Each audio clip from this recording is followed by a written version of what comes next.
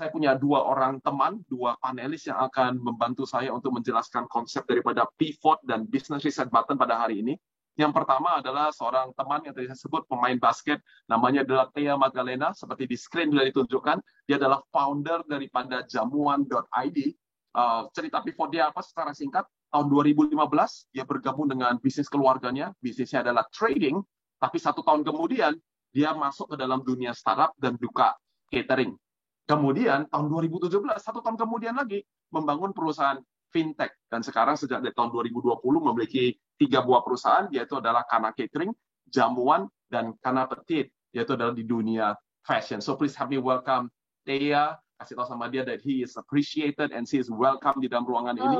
Dan yang kedua, yang kedua bersama-sama dengan kita juga adalah Edward Suhadi, dan kalian mungkin banyak yang sudah pernah lihat video dia dan cerita-cerita dia. But again, let me do a little introduction. Edward adalah seorang founder dan creative director daripada Ceritera, dan Ceritera ini adalah agensi komunikasi dan production house juga. Tapi waktu pertama kali saya ketemu sama Edward, orangnya cuma wedding photographer. Kok bisa sampai ke sini? Makanya kita undang dia untuk cerita tentang pivot-pivot apa yang dia lakukan dan bagaimana dan kenapa dia melakukannya. Dia juga seorang aktor, social aktivis, celebrity, and just about 1,000 things, other things that mungkin kalian juga kenal daripada dia. So, without any further ado, please help me welcome Thea dan Edward Suhadi sekali lagi. Thank you for coming to this place. Halo, selamat pagi. Hai, halo. Mantap, luar biasa, sehat-sehat semuanya. Sehat, puji puji Tuhan. Tuhan, Kak. Oh ya, betul. Saya diingatkan, saya ada satu pengumuman lagi yang saya lupa kasih tahu. Di tempat ini, kalian bebas untuk bertanya. Di bawah, kalian bisa melihat ada button namanya Q&A, dan kalian bisa tanya pertanyaan apa aja. Tidak perlu tunggu sampai nanti acara Q&A, tapi sekarang juga boleh ditanya, dan kita akan mencoba untuk menggabungkannya semuanya. Alright, so Thea, Edward, are you ready? Yes, Ready? Kak. Ready. Alright. Selebriti So, Larry, pertama- selebriti. So, pertama-tama pertanyaan saya adalah untuk Thea, tapi sebelum saya tanya pertanyaan, saya melakukan sebuah research dan kemudian saya bertemu dengan salah satu pelatih daripada Thea, dan saya bilang adalah, Coach, can you please tell me 3 hal yang boleh diceritakan tentang Thea? Dia gak kasih 3, dia kasih 4. Yang pertama, kebetulan coachnya ke barat-baratan, jadi saya baca sesuai dengan tulisannya pakai bahasa Inggris. Dia bilang adalah, Thea is a lethal 3-point shooter, penembak 3 angka yang luar biasa main bola basket. Yang kedua, dia memiliki good court vision, finding open teammates all the time. Itu yang kedua. Yang ketiga adalah dia adalah awesome team player, understand her role in the team, and strive to help the team to achieve their potential. By the way, kalau kalian nggak tahu, Thea ini juga adalah memenangkan beberapa regional championship untuk di dalam dunia bola basket, juga bermain di Australia, main bola basket juga. Dan yang keempat di sini, this is where I want to build the questions Thea, yaitu adalah your coach says this, great work ethics and solid mental fortitude. Come back from a knee injury that could easily stop any player to play again. Jadi ada knee injury yang dimana biasanya orang kalau udah kena yang ini bisa langsung berhenti aja gak main, tapi Thea kembali lagi main bola basket. So here's my question, first question for you. How did you come back? Itu yang pertama. Dan bagaimana itu membantu Thea untuk membangun mental seorang entrepreneur? Go ahead, Okay, Thea. thank you so much, Kak David. Okay, story about my injury. Waktu itu aku umur 18 tahun waktu kena injury. Jadi baru my sophomore year. Kita lagi prepare for the National League, Liga Nasional. Kemudian malam terakhir kita ada last practice. Besoknya sudah mau berangkat untuk kompetisi gitu. Jadi memang pada hari itu mungkin semuanya juga udah lelah karena kita 1 tahun prepare untuk pertandingan. Gerakannya sebenarnya simple, eksplosif tapi simple. Terus pada saat mendarat, lutut saya tuh keputar, terus langsung kepental keluar lapangan. And it was the 5th time, kali kelima dalam 1 tahun lututku tuh kena gitu. Dan waktu masih muda, pasti kan kita, aku bisa gitu. Jadi kayak cedera main lagi. But I know that night, my coach, mungkin yang ngomong sama Kak David, Mr. Matt bilang, di mana sakitnya? Then I told him while I was crying, sakit semua. Satu kaki tuh sakit gitu. Jadi malam itu juga langsung dibawa ke ICU. Kita do MRI karena my coach mau tahu gitu apakah aku masih bisa berangkat meskipun nggak besok nyusul game ketiga atau game keempat gitu. Tapi setelah MRI hasilnya keluar sekitar tengah malam, dokternya bilang nggak mungkin bisa karena ligamenku putus total, kemudian bantalan sendinya juga sobek, lalu ada cairan jadi lututnya bengkak, tulang rawannya juga kayak kecok gitu. Jadi it was so bad, and that night my doctor bilang you won't be able to play again unless do rehab 6 bulan sampai 1 tahun kurun waktunya. Nah, pada saat itu down banget karena my parents nggak ada di Jakarta juga. Jadi pada saat disuruh operasi, I said tunggu dulu, aku akan rest, lalu ujian dulu karena itu mendekati ujian akhir. Kemudian setelah berkonsultasi kepada beberapa dokter sama senior player yang udah pernah cedera seperti aku, kita memutuskan untuk operasi di Filipina karena Filipina mempunyai rehab program yang bagus untuk atlet gitu. Jadi dalam kurun waktu 6 bulan itu aku go back and forth, Filipina, Jakarta, Karawaci, dan kalau Kak David tahu zaman dulu UPH belum punya klinik fisioterapi, jadi kita harus pergi ke gym, harus pergi ke klinik, lalu aku harus balik lagi ke Filipina untuk ambil program baru dan lain sebagainya. Dan di situ aku juga let go my scholarship untuk ke Australia karena harusnya UPH lagi ada exchange students academic scholarship. But then at that time I want to focus gitu on being faithful di my season as an athlete. Jadi aku mau finish strong my uni life. Bagaimana aku bisa get back up? Yang pertama pada saat itu pastinya pivot mindset dan perspektif itu nomor 1.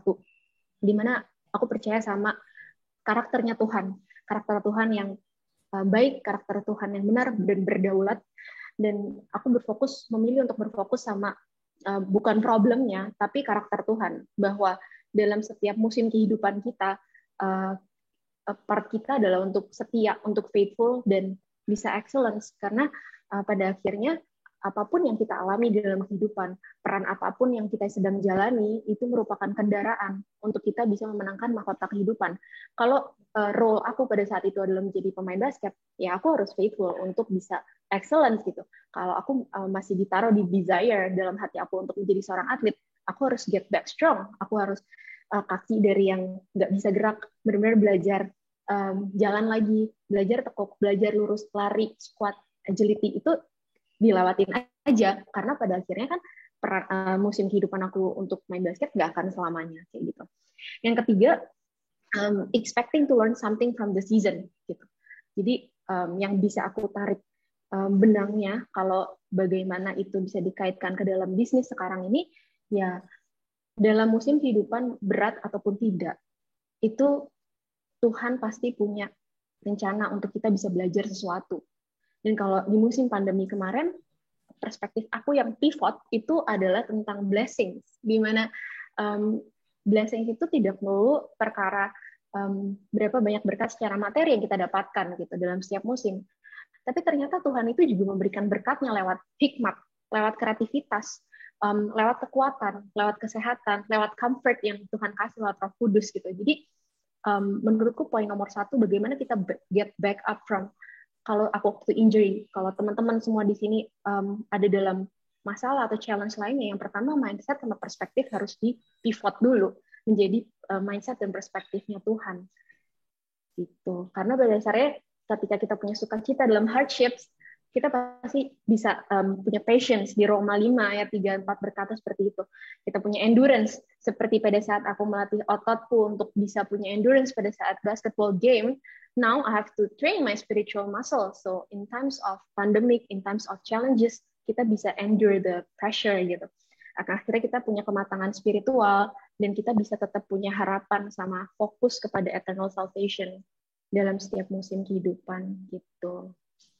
Wow, thank you Thea, thank you so much to share your story. Saya rasa ada satu hal yang mungkin kita bisa rangkumkan kalau kita, siapa tahu di rumah kalian ada internet yang terganggu. If you are learning one thing right now, that Tuhan lebih tertarik dengan merubah kita daripada merubah kondisinya kita.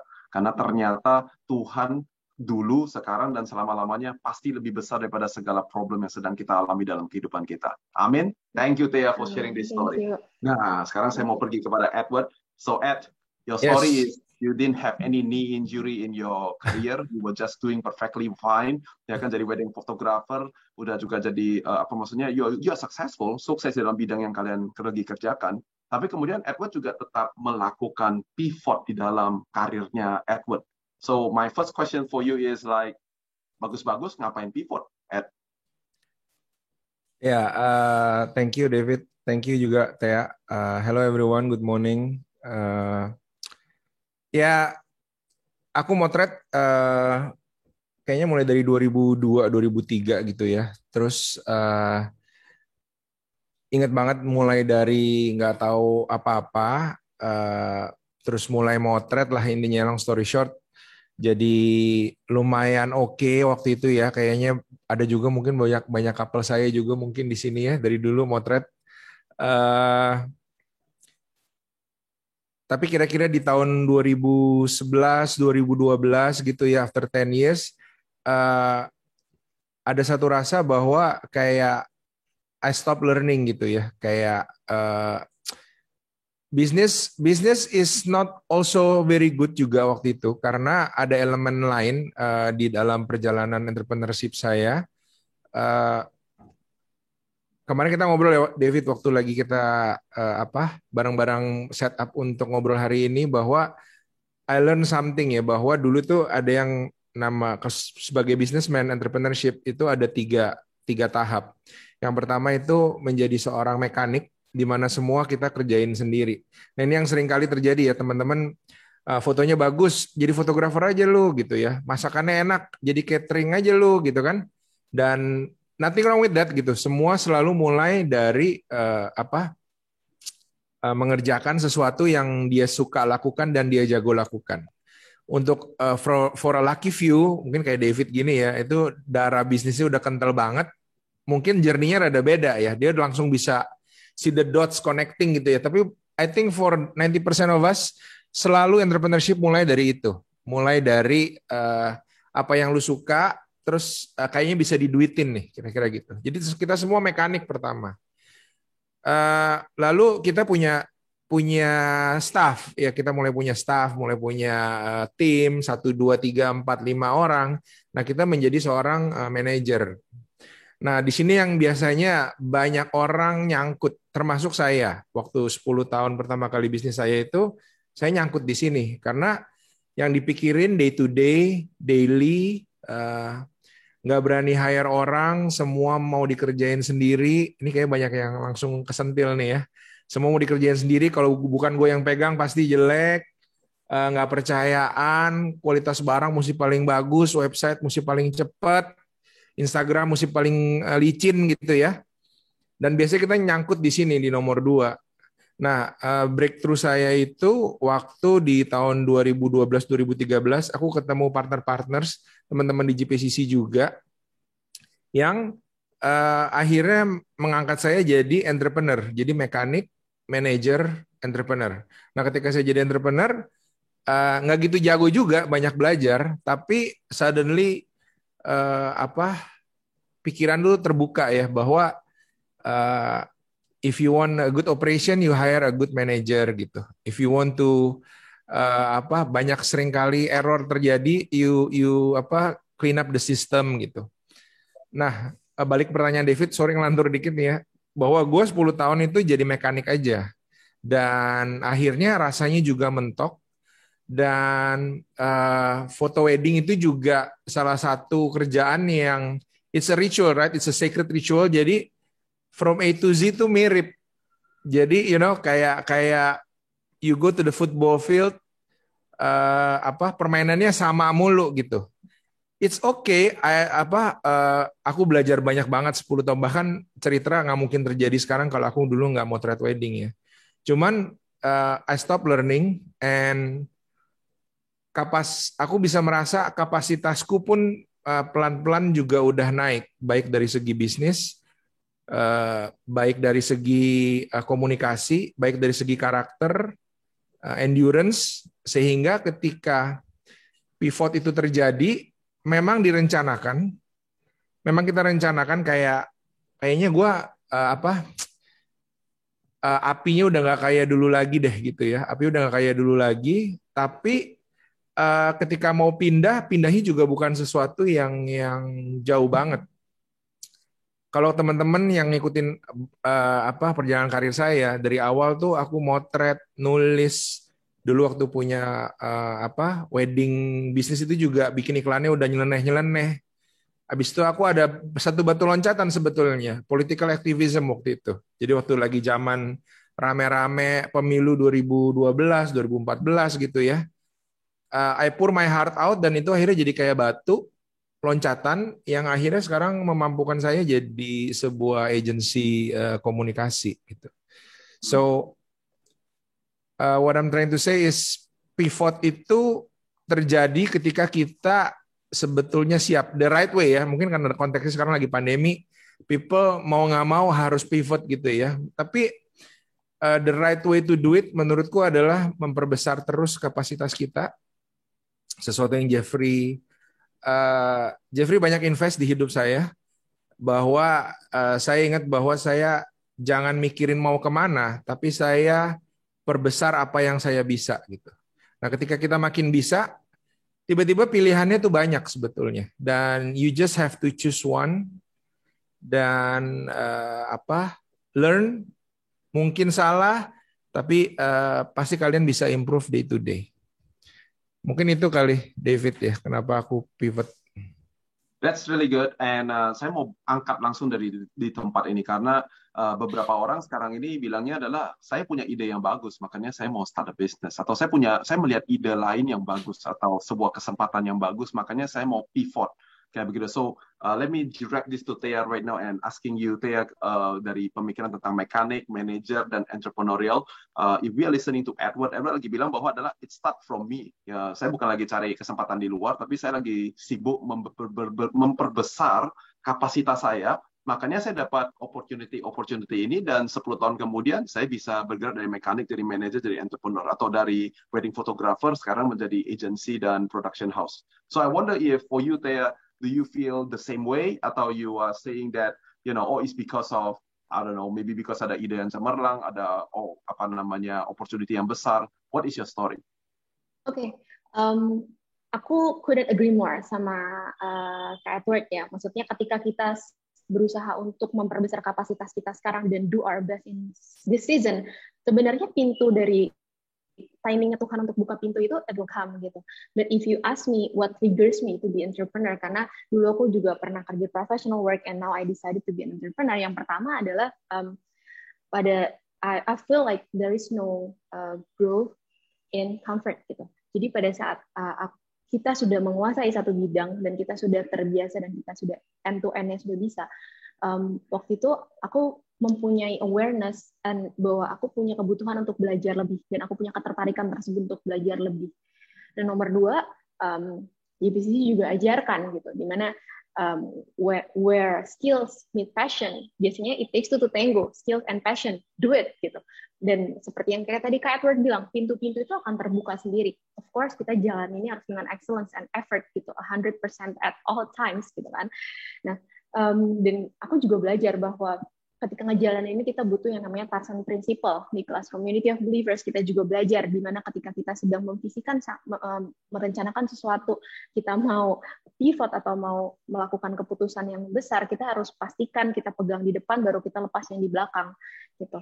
Kemudian yang ketiga dan terakhir, adanya visi dan dorongan atau desire yang Tuhan letakkan di dalam hati. Gitu, karena kayak dari dulu ketika aku menemukan bahwa I really like baking, I really like cooking, kayak yang tadi kayak Edward bilang, most of us basically start from what we can do gitu. Nah dari situ aku berpikir, tapi kalau aku mau punya bisnis, I think a business should not only be profitable but also be impactful, be positively impactful for all stakeholders gitu.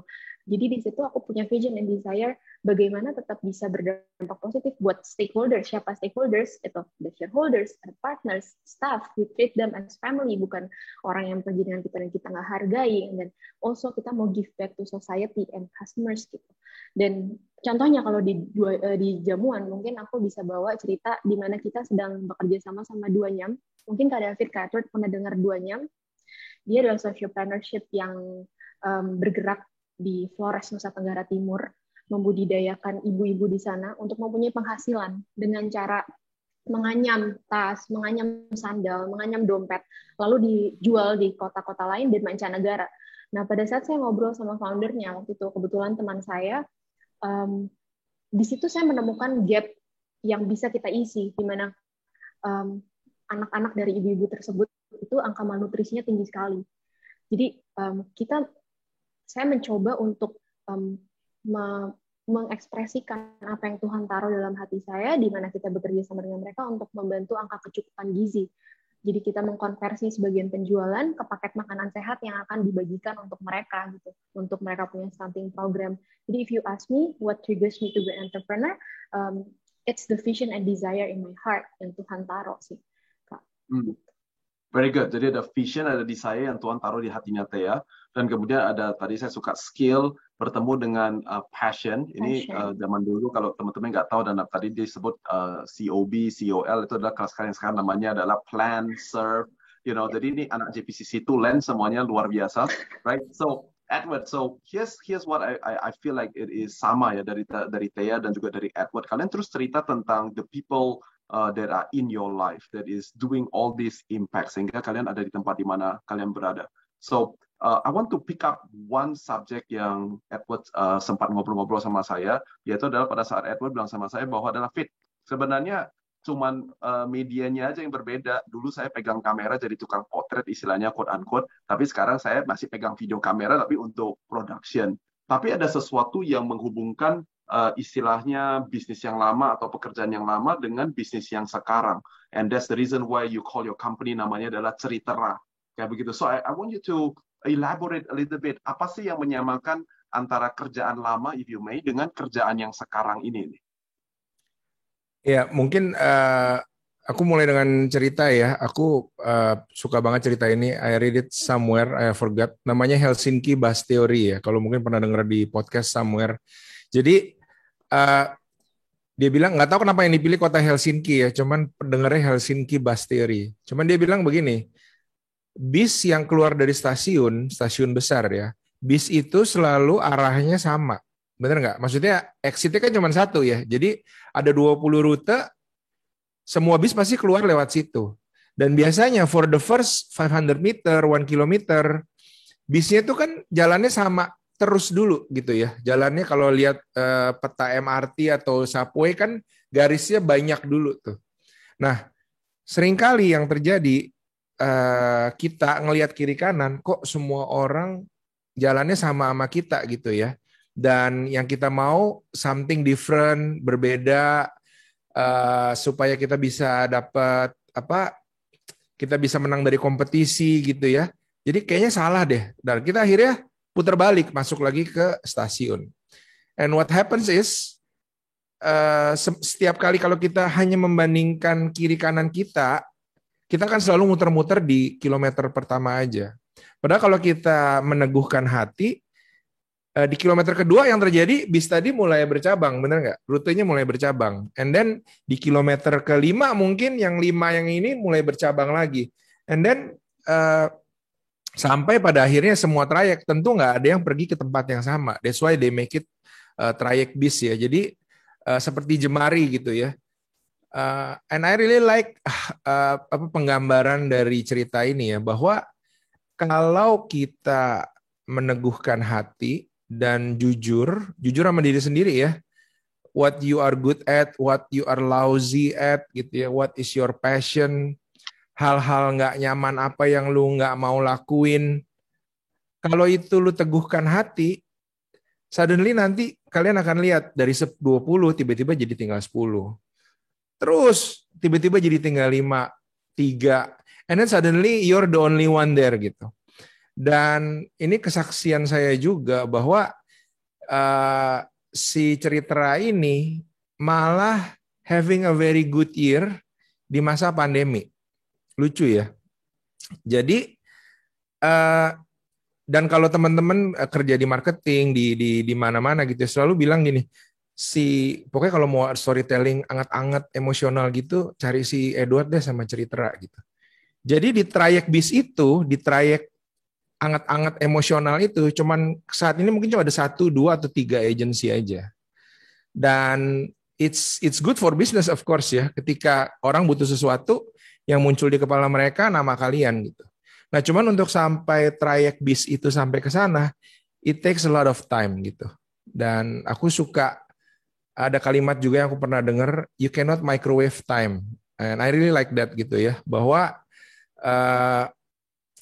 keteguhan ya, dan nyetir terus gitu ya, nyetir terus kayak nanya hati, bener nggak sih ini yang gue suka apa enggak sih? Dan baik dari zaman gue motret dulu, itu kan kalau teman-teman dulu foto wedding ingat sama saya, gue sampai bikin manifesto lah, gue bilang bahwa foto wedding itu bukan masalah foto lu bagus, jadi jangan hire fotografer untuk bikin album bagus tentang wedding lu, salah. Lu wedding aja, have a good time, have a great time, have a loving time. Gue di sini motretin supaya lu ingat, punya kenang-kenangan. Nah, itu aja udah 2 trayek yang berbeda gitu. Dan apa ya, emosional, personal, jujur, apa adanya, itu menjadi panduan saya nyetir sampai hari ini gitu. Bahkan all the biggest brands ya, Tokopedia, Telkomsel, aja, semuanya mencari Ceritera saat ini due to that quote unquote honesty gitu. Dan dia menjadi sebuah, kalau kita mau bisnis, dia menjadi sebuah business edge di mana if you want to tell something emotional, coba salah satunya ajak pitch si Edward sama Ceriteranya gitu. So wrapping up, jangan apa ya, jangan ngelihat kiri kanan ada bis terus putar balik terus gitu. Dan aku senang, sebetulnya selalu senang ngomong di forum entrepreneur karena I've been there gitu. I've been there for the first 10 years yang bisnisnya begini-begini aja karena kemurahan Tuhan aja gitu ya.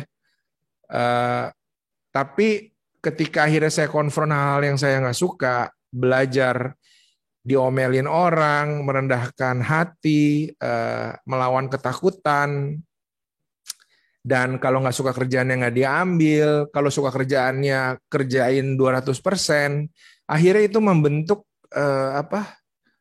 jalur saya gitu ya, sampai di hari ini. Dan itu menjadi benang merahku tadi, mulai dari motret, jadi kan motret jujur tentang wedding, aktivisme jujur tentang politik, dan akhirnya sekarang sampai di agensi komunikasi,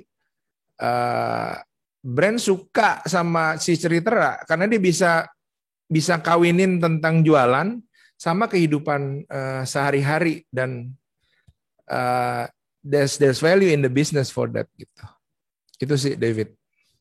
This is very good, dan by the way saya udah kenal Edward dan juga pernah ngobrol beberapa kali, dan ini orang kalau saya ngobrol sama dia, ini adalah salah satu orang yang kalau ketemu nggak bisa 60 menit, habis ketemu pasti masih 2 jam, 3 jam. Soalnya kenapa? Karena orangnya bikin banyak cerita gitu, ditanya satu pertanyaan dia cerita gitu. And what I want you guys to catch yaitu adalah tadi dia bilang begini nih, pada saat saya motret saya bukan lagi tidak angle apa biar fotonya bagus. Of course fotonya juga mesti bagus. Tapi yang mau diangkat adalah cerita apa. So just a little bit of coaching moment over here untuk kalian lagi mau bangun bisnis. Kalau kita mau bangun bisnis, ada yang disebut dengan namanya benefit apa yang akan diterima oleh customer kita. Ada 3 hal yang biasanya kita perhatikan, and Edward say all 3 of them by the way. Yaitu yang pertama yaitu secara biological, yaitu adalah apa yang dia lihat, apa yang dia dengar, apa yang dia bauin, apa yang dia rasakan, apa yang tangannya bisa pegang. Itu merupakan biological benefit yang diterima oleh customer kita. All businesses have that. Even now,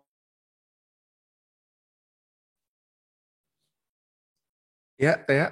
makanya aku nggak ngerti hari ini ngomong apa. Sebagai contohnya gitu ya.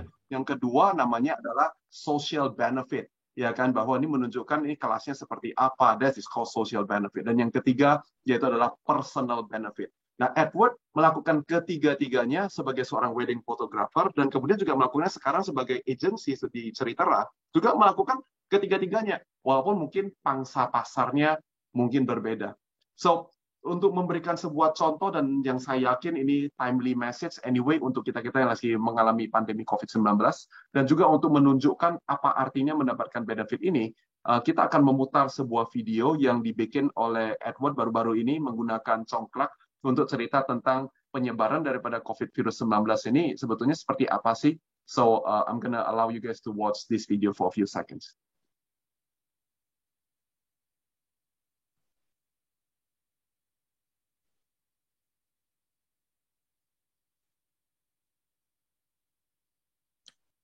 Ya, ini congklaknya.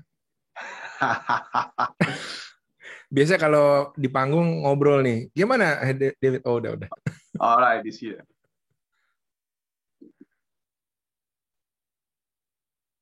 Suaranya belum, teman-teman. Kita sebagai makhluk sosial hidup nyampur-nyampur, mirip dengan main congklak. Tapi dalam sebuah pandemi, perilaku kita ini menjadi kendaraan penularan yang luar biasa cepat.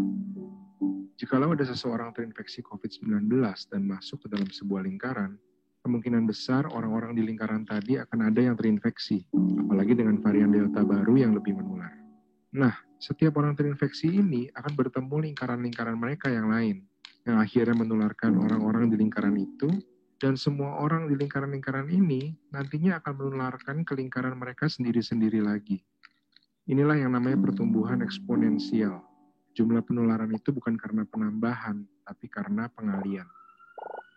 Kita sering terkecoh bahwa satu orang terinfeksi, ya hanya dia aja yang terinfeksi. Tapi jika dia tidak diisolasi, 1 bisa dikalikan dengan 4, dikalikan 5, dikalikan 6, dan seterusnya. Ini yang sedang terjadi di Indonesia dengan puluhan ribu kasus tercatat setiap harinya. Caranya gimana supaya kita mencegah ini terjadi? Usahakan selama pandemi ini bertemu dengan lingkaran yang sama. Yang paling ideal ya satu lingkaran aja, orang rumah. Karena begitu ada orang masuk ke lingkaran kita, ada kemungkinan dia membawa virus yang kita nggak tahu, atau kita yang menularkan virus itu ke lingkaran dia. Bisa tinggal di rumah, nggak harus keluar bekerja adalah sebuah kemewahan. Dan jikalau kalian tidak punya kemewahan itu dan harus bertemu banyak lingkaran, usahakan berdisiplin menggunakan masker, menjaga jarak, dan menghindari tempat-tempat tertutup. Jika kalian sehat, kalian terlindungi, dan kalaupun kalian terinfeksi, kalian tidak akan menularkan orang lain, yang memang dimulai dari satu orang aja, tapi bisa berakhir menulari entah berapa banyak orang.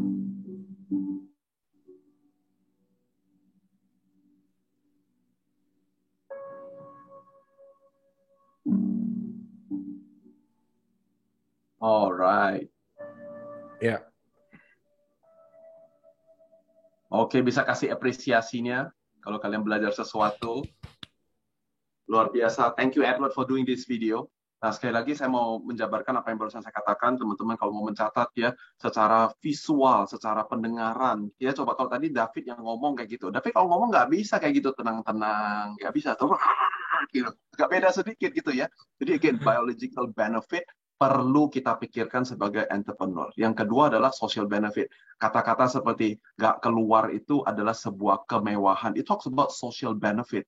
Karena ada mindset yang dirubah. Oke ya, gitu ya. Dan yang ketiga tentu secara personal benefit yang lain. Alright, so kita sudah gak terasa, sudah jalan 30 menit lebih. Kita masih punya kira-kira 1 jam lagi dan sudah beberapa pertanyaan ditanyakan. But before I do that, I want to just stay with you, Edward, just for a little bit. Karena sama seperti dengan Thea, saya juga tanya sama bisnis partnernya Edward, kalau di kantor si Edward tuh benar-benar kayak apa sih seperti begitu. Nah, kalau teman-teman tangkap apa yang sedang saya bicarakan, saya masih tetap stick di satu poin, yaitu tentang people around you. Kalian mau pivot, kita mau business reset button, kita butuh orang-orang di dalam lingkarannya kita. And ini datang langsung daripada partner daripada Edward, dan tulisannya begini, saya bilang 3 hal yang untuk bisa disampaikan ke tentang si Edward. 3 hal. Yang pertama, dia bilang sangat perhatian, dan give the best kepada tim dan kepada teman-teman. Itu yang pertama. Yang kedua, punya beban sosial untuk bangsa dan aktif untuk merubahnya dengan bahasa yang sangat gampang dimengerti. Dan yang ketiga, ini adalah salah satu pribadi paling kreatif dan paling jago nulis, dia bilang begitu. So, Edward, I want to start with you, and Thea, after this I also want to bring it together with you. Saya mau tanya, apa pentingnya untuk kita memperhatikan orang-orang di sekitar kita, dan sekali lagi konteksnya adalah dalam kita melakukan pivot, atau mungkin beberapa orang perlu melakukan reset button di dalam bisnis mereka masing-masing. Go ahead, Edward. Ya, it's very easy sebetulnya. Kalau mau break it to the bone ya, bisnis itu. Ngerjainnya susah tentunya. It took me 10 years. Cuman make yourself useful. tadi kalau misalnya David bilang tentang apa, tentang people around you ya, berguna. Jadi aku suka bilang bahwa semakin kita berguna buat orang lain, value kita pasti naik, business wise, pembukuan numbers dan sebagainya pasti naik. Kalau what we do memudahkan hidup orang. Jadi makanya ketika bisnis memikirkan gimana gue tajir atau gimana gue bisa flourish, rada berat karena akhirnya kayak kamera kamu melihat diri kamu terus gitu ya. Sedangkan what you have to do day in day out dari buka mata sampai ngabisin the last Zoom call of the day is how to make yourself useful gitu untuk klien kalian, untuk tim kalian, untuk company kalian. Kalau ketemu klien yang kalian pikirin dia akan kasih gue duit atau gue akan bisa bantuin hidup dia. Nah itu dua hal yang berbeda banget. So profesional, kalau saya punya kartu nama mungkin tulisannya tukang beresin masalah orang. Dan itu yang terjadi, all clients duduk di ruangan Zoom meeting saat ini membawa masalah gitu ya.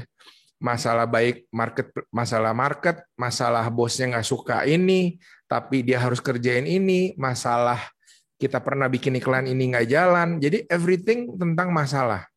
Dan aku di sana selalu mindset aku satu, I have to be useful for these people gitu. Gimana caranya aku bisa menjadi jalan keluar untuk mereka.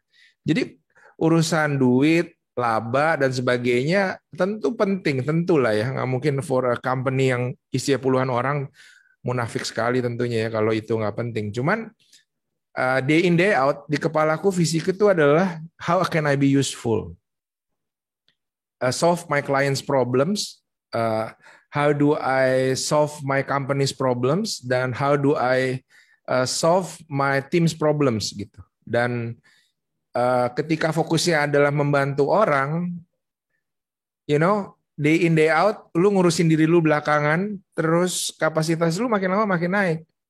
Kesempatan yang datang lebih besar, tanggung jawab yang diberikan lebih banyak gitu ya. Dan of course you cannot microwave time, dan itu akan compound bertambah.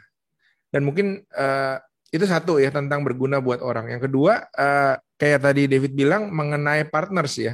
Kalau di sini teman-teman tahu Chiang sama Billy di GPCC itu partner saya, dan I'm always very grateful, dan aku tahu cerita saat ini ada karena mereka. Karena kita tuh kayak Trisula. Ini mungkin kalau teman-teman nyelip dikit ya mengenai ventures ya, David cari partners ya. Yang saya bisa mereka berdua nggak bisa lakukan. Yang Billy bisa kita berdua nggak bisa lakukan. Yang Chiang bisa kita berdua nggak bisa lakukan juga. Billy itu jago banget operation, day in day out, detail. Dia CEO Ceritra sekarang ya, dia ngurus semuanya. Si Chiang itu ngurusin finance dan strategi, dia melihat outlook secara besar, dia nggak pernah nyentuh sama sekali hal-hal perintilan.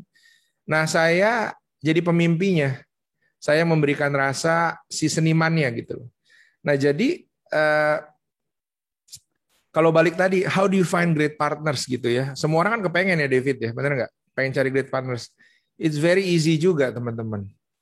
Kamu udah berguna buat orang lain belum gitu? Do you kayak gue nggak dapet apa pasangan yang oke nih gitu? Mungkin kan yang refleks pertamanya, apakah aku udah menjadi pasangan yang layak dicari orang yang oke juga gitu? Apakah kamu pekerja keras, jujur, lempeng, mengutamakan orang lain, tidak culas, you know? Dan kalau itunya naik, pasti great partners, great people want to work with you. So, aku punya satu pakem di bisnis dan di hidup. Aku selalu bilang semuanya tuh salah saya. Nah, orang kalau dibilang begini nggak suka biasanya. Mereka tersinggung biasanya. Banyak orang nggak suka. Tapi aku selalu bilang, hidup semua salah saya. So, kalau aku nggak dapat partner yang oke, mungkin gue nggak layak dapat partner yang oke gitu.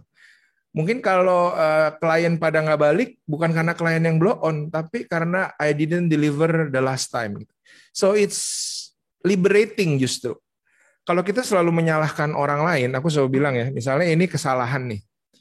Kalau misalnya Francis cepetan sini, Francis, cepetan. Listrik. Nah, kalau ini salahnya di tangan orang, coba sini.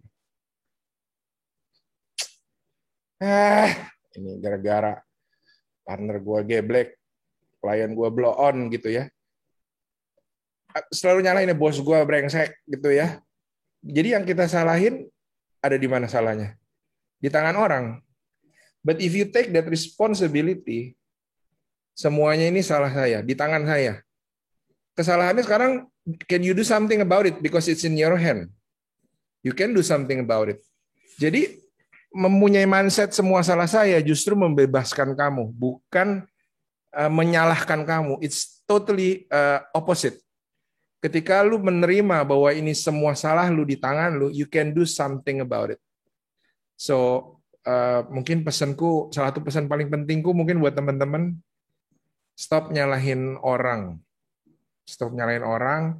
Keadaan rada susah ngomong ya, karena sekarang it's a pandemi ya. Cuman in a normal world aku juga suka bilang jangan nyalahin keadaan. Ya apalagi lu mau jadi entrepreneur gitu. What you do is cracking problems, man. Kalau kerjaan lu nggak ada problem untuk di-solve, ngapain orang bayar lu gitu. Jadi you have to wake up and see 10 problems a day. That's why the people give you money. Kira-kira begitulah ngomong kasar. That's very good, Ed. Very good. Okay. Thank you for sharing. I'm gonna give just like 5 seconds. Karena saya yakin semuanya pada ada yang mungkin ketampar, ada yang lagi catat-catat. You know, whatever it may be, I know you're learning something. Thea, here's a question for you. Perkataan pivot adalah perkataan yang juga sering dipakai dalam dunia bola basket. And so I want to put it in a perspective, yaitu adalah ada 2 orang manusia. Saya yakin di dalam grup ini juga ada 2 macam manusia. Yang pertama bilang adalah, Kak, saya nggak tahu, saya nggak kelihatan kesempatannya, saya nggak punya orangnya, saya nggak tahu apa yang saya mesti lakukan. So, I don't know what to pivot, karena gue kehabisan langkah. Tapi yang satu lagi adalah, mungkin dia bilang gini, dia bilang adalah, man, I see opportunities everywhere. Di mana gue lihat, di mana-mana ada kesempatan. Jadi, pivot yang mana yang saya mesti lakukan? And I want to ask you, karena dari karirnya Thea banyak bangun beberapa perusahaan, so maybe you can share from your experience, how do you do this pivot the right way in your opinion? Oke, thank you Kak. Thank you Kak Edward. Bagus banget, aku sampai tercengang tadi mendengarnya. Oke. Sebenarnya pasti in the moment of distress kayak sekarang Kak David, aku mungkin bisa kasih analogi dari permainan basket ya. If kalau kita lagi main basket terus kita nggak bisa melakukan pivot, itu biasanya karena musuh atau lawan kita tuh lagi pressure kita, in proximity, sangat dekat gitu. Jadi yang kita lakukan kan pasti kita jab, kita make space. Kita make space, badan kita agak naik, step up, step back, and look around gitu kan. Kita look around, kita watch around, kita learn, kita pelajari situasinya. Nah, kalau di basket of course split second karena kita cuma punya 5 detik setelah pegang gitu kan. Tapi aku mau masukin ini ke analogi basket, di mana it's okay kalau kita sekarang ngerasa kita belum bisa melakukan pivot gitu. Kita bisa make space for ourselves, make space dan mundur. Jadi kita bisa lihat dari atas, kita bisa lihat dari belakang, kita bisa belajar, bisa do research, bisa learning, and then kita baru decide gitu. Kalau decision itu kan sebenarnya lebih ke arah timing. Ketika kita udah look around gitu, kalau lagi di main basket, terus ada 1 detik, 2 detik, 3 detik, dan kita ngerasa ada opportunity, kita pasti langsung dribble again, terus kita langsung serang ke ring basket gitu kan. Jadi di situ kita bisa lakukan juga di dunia bisnis gitu. Kita nggak harus jadi orang yang attack terus kayak maunya pokoknya harus kerja keras gitu hari. Tapi kalau Tuhan suruh resting is also working. If God wants us to learn in this season, these days, these months, it's also working gitu. Karena kayak kita tahu God never stops working. Kalau misalnya partnya Tuhan nggak pernah stop working, and then Tuhan kasih tahu part kita now is resting, now is learning, now is researching about the market, about the opportunity, ya nggak apa-apa. And then probably that's the season buat kita untuk ask for help from expert, untuk kita belajar, be teachable. And then in that season, again, we will learn what God wants us to learn gitu. Ekspektasi Tuhan di season ini aku belajar apa? Oh, hati aku harus teachable misalnya. Aku harus belajar. Nah, kalau tadi kembali lagi ke pertanyaannya Pak David, kenapa aku melakukan beberapa kali pivot? Nah, karena satu, adanya opportunity atau kesempatan. Dan I have the equipment, I have the skill, I have the thought planning untuk melakukan itu. Mungkin kalau aku bisa kasih sedikit decision making proses kapan aku melakukan pivot. Yang pertama, I see product market fit, product and service fit kebutuhan dari market. Mungkin tadi Kak Edward juga udah nyampein di mana ya kalau kita punya produk atau service ya harus menjadi solusi. Kalau enggak, what for? Buat apa kita membangun sebuah bisnis yang bukan menjadi solusi buat orang lain? Nah, kemudian yang kedua, ketika kita mau melakukan pivot, make measurable risk. Resiko itu yang terukur. Resiko apa aja sih yang harus dipertimbangkan? Of course, resources. Karena ketika kita mau melakukan pivot atau memulai suatu startup atau memulai satu bisnis, pasti kita perlu resources yang baru. Kemudian kita harus punya measurable cash flow. Jadi bukan perkara hanya aku nafsu nih mau melakukan bisnis ini ya, it has to happen, nggak bisa gitu. Kita harus do measurable risk, and then kita make plans, kita do optimistic planning, realistic planning, and then pessimistic planning. Dan kalau di pessimistic planning, if that happens, what's the plan B gitu. Jadi ada planning sampai 3 macam. And then nomor 3, of course, communicate and consult. Tadi Kak Edward juga udah mention bahwa dia punya partner yang dia bisa communicate and consult with. And kita harus menganggap tim kita itu adalah keluarga. Karena even di company itu kayak tubuh Kristus gitu. Nggak mungkin kita jadi mekanik terus lama-lama capek banget gitu kan. Jadi kita harus tahu peran kita. Kayak tadi mungkin the coach mention, I'm a team player. I always see the court vision, misalnya ibaratnya my company itu a basketball court gitu. I see the gap. I see the ini orang kekuatannya apa ya. Then if this is dia yang expert with, don't be threatened. Pass the ball, delegate. They can do it gitu. As long as kita create another leader, and delegate, company itu akan rolling, akan jalan. And secondly, man juga ajarin, do what you want, others do unto you gitu. Jadi kita harus menganggap mereka ya keluarga, treat them as our family gitu. Karena after all, tubuh Kristus nggak lengkap kalau misalnya tangannya nggak ada, kakinya nggak ada. Gitu. Jadi, be a team player itu penting banget sih. Kemudian yang ketiga, you have to have work ethic. Work ethic. Day in, day out. Apalagi lagi startup. Kayak tuh memang ngelawatin 10 tahun. Ya, aku mungkin masih ada di proses itu. Gitu. Tapi setia aja. Just give 100% every single day you wake up in the morning. Gitu. Be excellent. Yang terakhir, create system. Create system supaya orang-orang, people yang ada di dalam company kita itu terpagari oleh sistem. Bukan marah-marahnya si Ko Edward nih, bukan marah-marahnya mungkin ke saya ini, atau aku sendiri gitu. Jadi dipagari oleh sistem. Nah, kemudian kembali lagi ke tadi decision making process. Ketika udah communicate and consult, do Pareto rule, 80-20. You can never satisfy everyone. Tapi kalau dari 10 orang yang kita communicate, kita tanya, and then 8 orang, I think you should do the pivot. I think it's a good plan. Then make timeline, make planning. Dan yang nggak kalah pentingnya yang terakhir adalah eksekusi.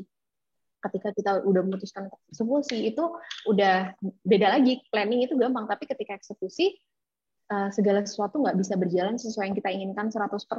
Jadi pasti ada aja yang butuh agility kita, again agility, untuk bisa pivot kecil gitu supaya kita bisa menghindar dari pressure, challenge, dan bisa keep pushing through, tetap fokus sama goalnya. Yang penting relevan sama kebutuhan dari perusahaan maupun customer gitu. That is very, very good. There are so many things that you guys can unpack di dalam beberapa kalimat yang Thea sudah kasih. I'm gonna highlight a couple of them. Ada tadi namanya product market fit, ada risk reward analysis, ada begitu banyak bahasa yang mungkin untuk beberapa teman di sini mungkin kita merasa bahwa adalah itu apaan itu. Well, we are not gonna unpack it here. Tapi apa yang kita bisa lakukan adalah kalau kalian cuma tulis semuanya bagaimana membangun startup semuanya di Google atau di something like that, you're gonna find a lot of it. Informasi ini semuanya ada di luar di situ. What I want to highlight dari apa yang Thea baru kasih tahu, bahwa ada bukan hanya pakai gut feel, seperti dalam dunia basket, seperti bosan Thea bilang, biasanya orang kalau udah kena trap, dia nggak bisa pivot, dia then making mistakes karena dia lupa bahwa dia bisa make space, dia bisa resting dulu, dia bisa tanya orang lain dulu, dia bisa belajar dulu dari orang lain. Untuk teman-teman yang mungkin dalam posisi itu, message kita harusnya adalah bahwa you are not the first, kamu bukan orang pertama, dan kamu tidak akan menjadi orang terakhir yang merasa saya lagi dalam posisi stuck. Somebody else been there before. Nah itu mudah-mudahan kalian juga belajar dari Thea dan daripada Edward. Now, but I just want to take a little bit time untuk go deeper di sini, dan saya mau jadi sedikit of a devil's advocate kepada Thea dan Edward. So pertanyaannya adalah untuk kalian berdua, yaitu adalah kalau dalam dunia basket ya, berarti adalah begini ini. Walaupun kita sudah punya court vision, kita sudah melakukan planning gitu ya, kita sudah punya partner yang tepat buat Edward gitu ya, kita udah punya semuanya. But sometimes turnover atau mistake bakalan bisa terjadi, right? Dan what do you do in that situation? Karena mungkin ada beberapa orang di dalam ruangan ini yang saya rasa bahwa saya nggak berani buat keputusan, Kak, karena kalau saya bikin keputusan, lantasan nanti kalau salah gimana? Terus tanggung jawabnya siapa? Tanggung jawabnya saya, apalagi kalau money is involved. Betul ya? Atau kebalikannya, yaitu adalah ada orang yang pokoknya confident aja, pokoknya hantam kromo istilahnya gitu, pokoknya jalanin aja. And then kalau ada turnover, dia bilang gini, ya biasalah main basket turnover, so what? Misalnya begitu. So I wonder if each of you punya pengalaman di dalam bidang ini, khususnya di dalam bisnis kalian, and how you are making that decision-making process, dan mungkin sesuatu yang bisa dibagikan sama teman-teman. Ed, you want to take the first step? Dan mungkin a very important note ya dalam seminar, semua seminar ya. Seminar itu bukan formula ya teman-teman. Jadi kalian nggak akan selesai dari sini bawa peta gitu ya, belok kanan, belok kiri, ada Indomaret, belok kiri, nyampe gitu. So jawaban kita dan jawaban Thea, David nggak akan bisa applicable langsung ke bisnis kalian. But maybe we can share something and you can learn the principles ya, the values of it. Kalau menurutku salah itu untuk orang-orang yang mau pivot nih ya, dan tadi ya soal turnover, takut salah dan sebagainya. Aku selalu bilang start small sih. Kalau aku selalu bilang ya start small. Tapi tadi seringkali tuh banyak yang mesti diberesin internal.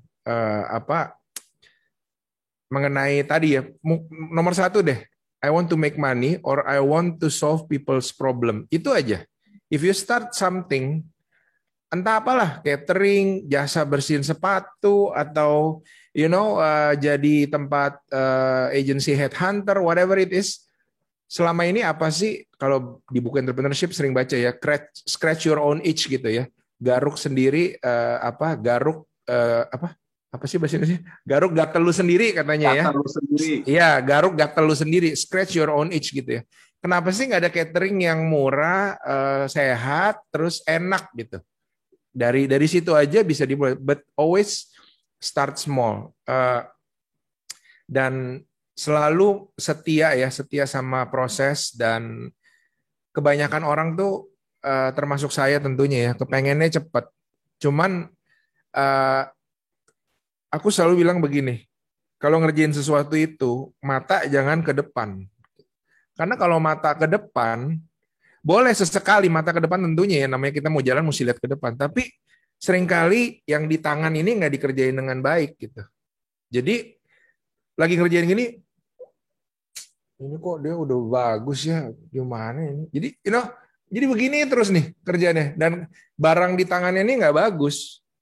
Nah, what you have to do, what we have to do adalah ngelihat barang yang di tangan dikerjain dengan baik, and then you deliver every single time. Gitu, dan itu akan bisa menjadi sebuah value ya. Tadi again, this is not a formula ya, tapi sebuah value kalau kalian mau pivot. Seringkali teman-teman pasti pernah mengalami klien yang baik banget, manis, bilang mau beli 2 kontainer gitu ya, ternyata nggak ada kabarnya. Setuju? Ada juga tante-tante, saya pesan 10 dong. Ponakan saya tuh kerja di kantor ini, saya mau nambah 200 dong. Ada nggak cerita kayak gitu? So I always say to my team, kerjaan apapun, baik untuk klien yang kayak dari surga atau klien yang dari neraka, you do it because you want to do it giving your best. Karena lu nggak tahu, karena aku sering banget juga meeting, wah begitu indah dan penuh suara harpa gitu ya. Tapi ternyata besok 2 bos killernya datang duduk, acak-acak semuanya, pembayarannya seret, approval-nya lama, politikalnya kenceng. Ada juga klien yang kayaknya orangnya nyebelin duduk, tapi ketika lagi proses, wah kayak surga banget nih. Ini oke, bagus. I really like you. Let's do another project. Jadi jangan melihat ke depan, tapi kerjain yang di tangan.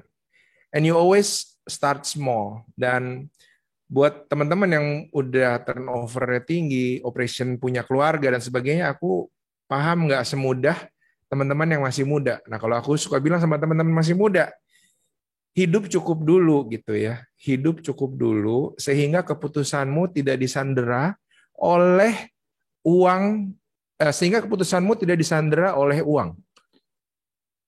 Nah, ini juga yang sering aku lihat, banyak orang berhasil sedikit, lifestyle-nya ganti. Kalau kata supirku, gaji naik, rokoknya ganti katanya ya, kalau kata supirku. Jadi keputusan lu ditentukan oleh uang.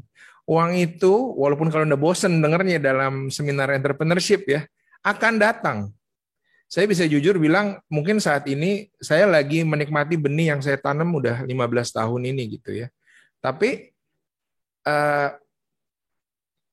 jangan punya hidup yang membuat keputusanmu disandera oleh uang. Ini lagi ngomong pivot ya David, gue campur aduk sedikit ya, bahwa live below your means dulu, apalagi you're starting out dan sebagainya. Dan problem di dunia tuh banyak kok. If you kalau kamu jujur gitu ya, kalau aku suka sering teman-teman kantorku present gitu. Kalau presentnya jelek, aku bilang, menurut kamu bagus nggak?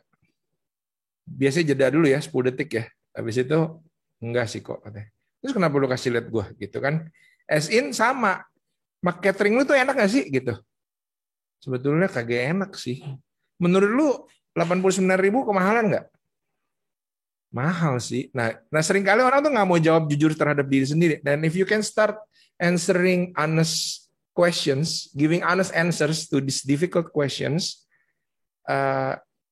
sesuatu yang kecil tadi, pivot yang kecil tadi, pelan-pelan akan menjadi besar. Percaya deh.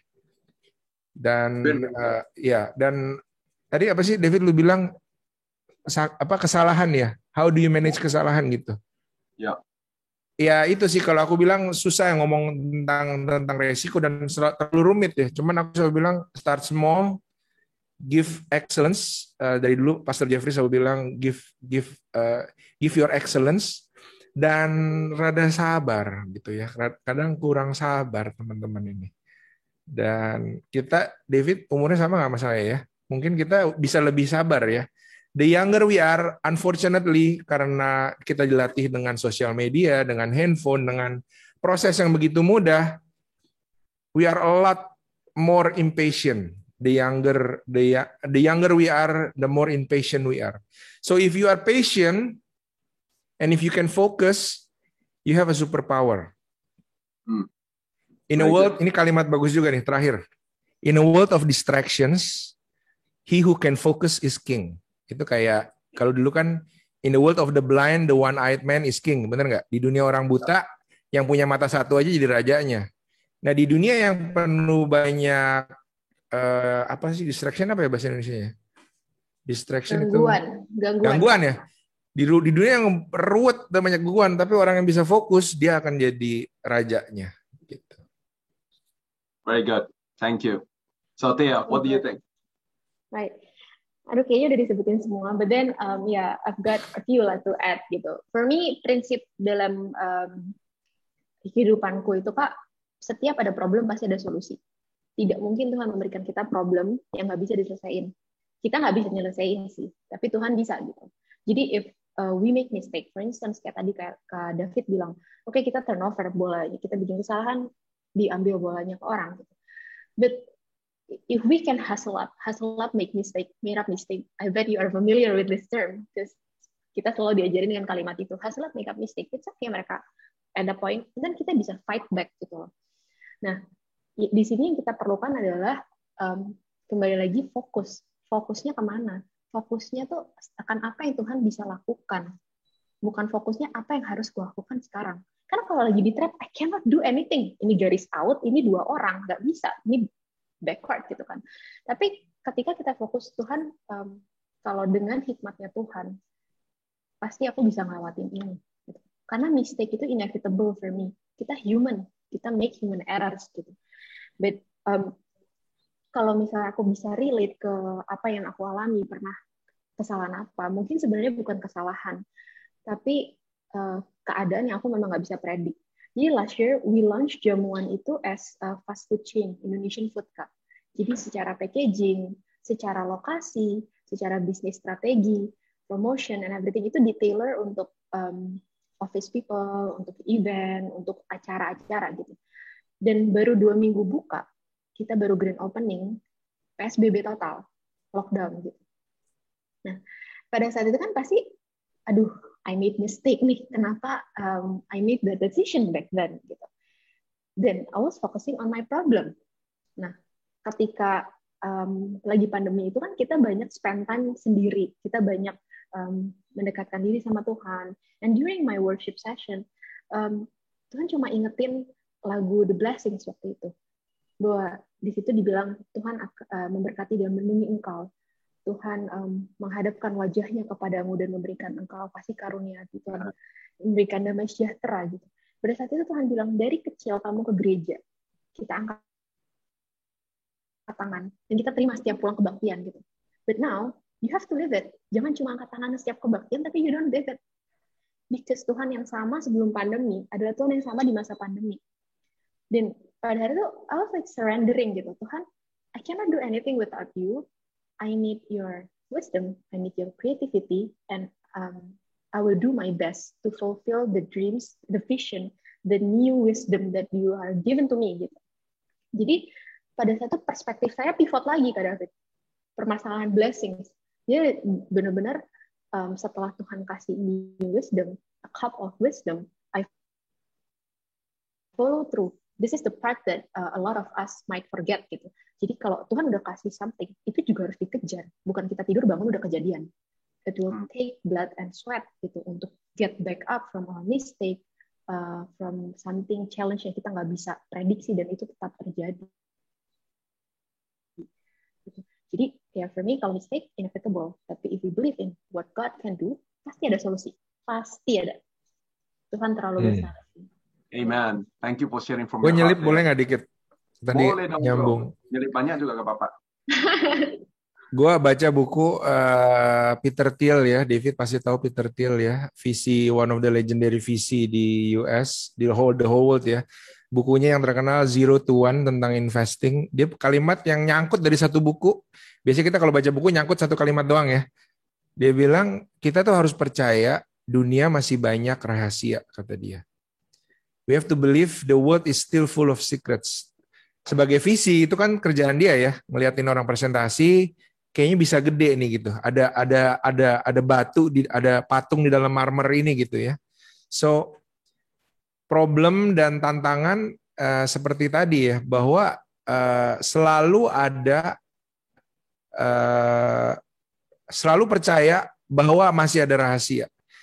Jadi ketika aku sama tim dapat brief susah gitu ya, variabelnya banyak, nggak punya budget, bapaknya galak, ini kompetisi lagi begini gitu.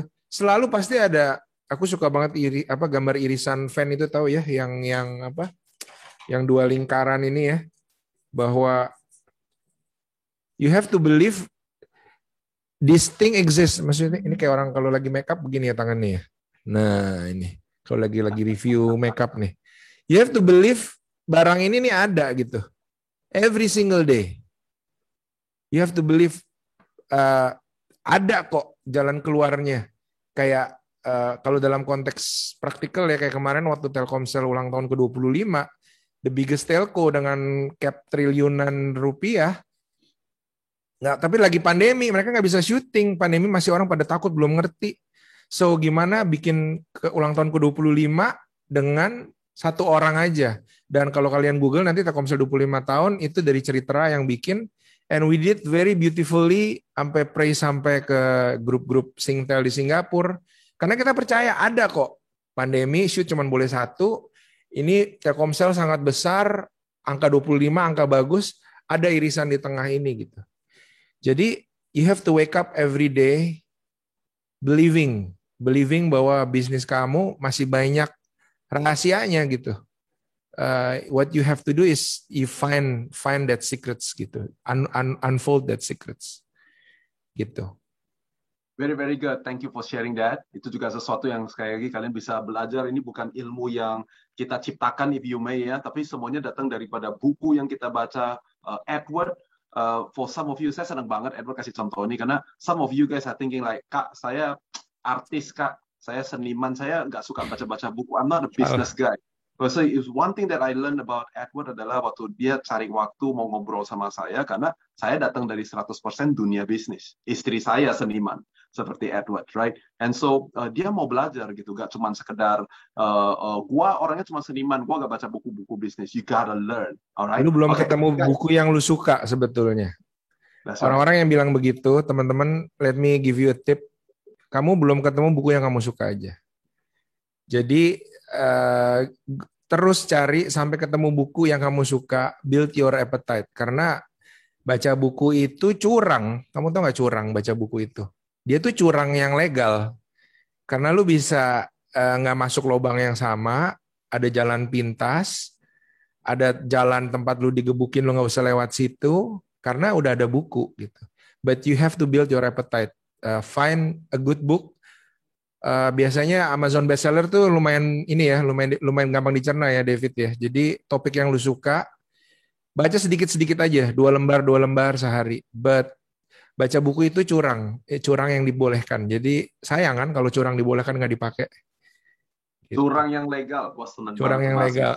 Gua minta trademark yang mau pakai di tempat gua. Alright, that curang yang legal menjadi mungkin topik selanjutnya yang kita harus lakukan. But gak terasa kita cuma tinggal kira-kira 25-an menit lagi, right? And so there are 2 big topics that I want to talk about. Yang pertama is about money, is about provision, is about profit, is about cuan, is about thinking about how the money value comes in. Ya, karena kita dari tadi sudah cerita tentang semuanya mindsetnya kita. Thea, thank you untuk terus cerita tentang mindset. Kalau kalian belum nangkep, kalian perlu tulis ini. Pivot kita yang pertama adalah pivot di mindset kita terlebih dahulu. Bukan pivotnya adalah lihat di luar dulu. Orang yang tidak punya mindset yang benar tidak akan pernah bisa melakukan pivot yang benar di dalam bisnis. Kalau kalian dengar sama Edward, pivot bilang gini, dia terus lupa. Mungkin saya oversimplify, tapi pivot yang Edward lagi bicarakan adalah usefulness. It's about being useful to your partners, useful to your team, useful to your clients. Kalau bikin harga, mikirin useful gak nih, bener gak value-nya di sini. Jadi itu pivot yang pertama-tama terjadi, baru kemudian, nah sekarang nih, saya mau kita ngajak untuk berbicara something real, which is we are all business people, right? How do you look at provision? How do you look at price? Atau how do you look at revenue? I'm going to give it back to Thea dulu. Mungkin Thea mau berbagi tentang gimana caranya saya memastikan bahwa harga ini harga yang bagus dan bagaimana saya bisa punya profit yang bagus supaya saya bisa bayarin timnya saya. How do you think through all these things as you're thinking about pivot? Okay, thank you Kak. Pertama pasti kalau if I want to decide a pivot atau mau start a business atau mungkin sedang berjalan dalam bisnis, kita nggak boleh lepas dari yang namanya financial and accounting report financial plan and accounting report yang kuat, karena bagaimanapun backbone dari satu company kalau mau rolling cash flow-nya harus sehat. Jadi ketika kita mempunyai accounting report and financial plan yang jelas, biasanya planning di divisi lain itu akan dikembangkan melalui apa yang kita punya. Nomor 1. Jadi ketika kita sudah tahu company kita sehat, mulai menguntungkan, kita bisa alokasikan apa yang kita punya untuk pengembangan bisnis. Contohnya, ketika kita baru punya sedikit amount of profits gitu, maksudnya di cash flow kita belum tebal, it's okay, bergeraklah dari apa yang kita punya. Kalau saya boleh saranin ke all businessmen, it's okay to take risk, tapi when you move within your capacity. Gitu. Kalau sekarang Tuhan kan kasih 1 gitu, Tuhan kasih 1 kita jadikan 2 jadi 4 jadi 8 dan seterusnya, 8 jadi 64. Nah, ketika kita mau mengadakan ekspansi bisnis, mau mengadakan pengembangan dari usaha kita cek balik lagi ke backbone kita.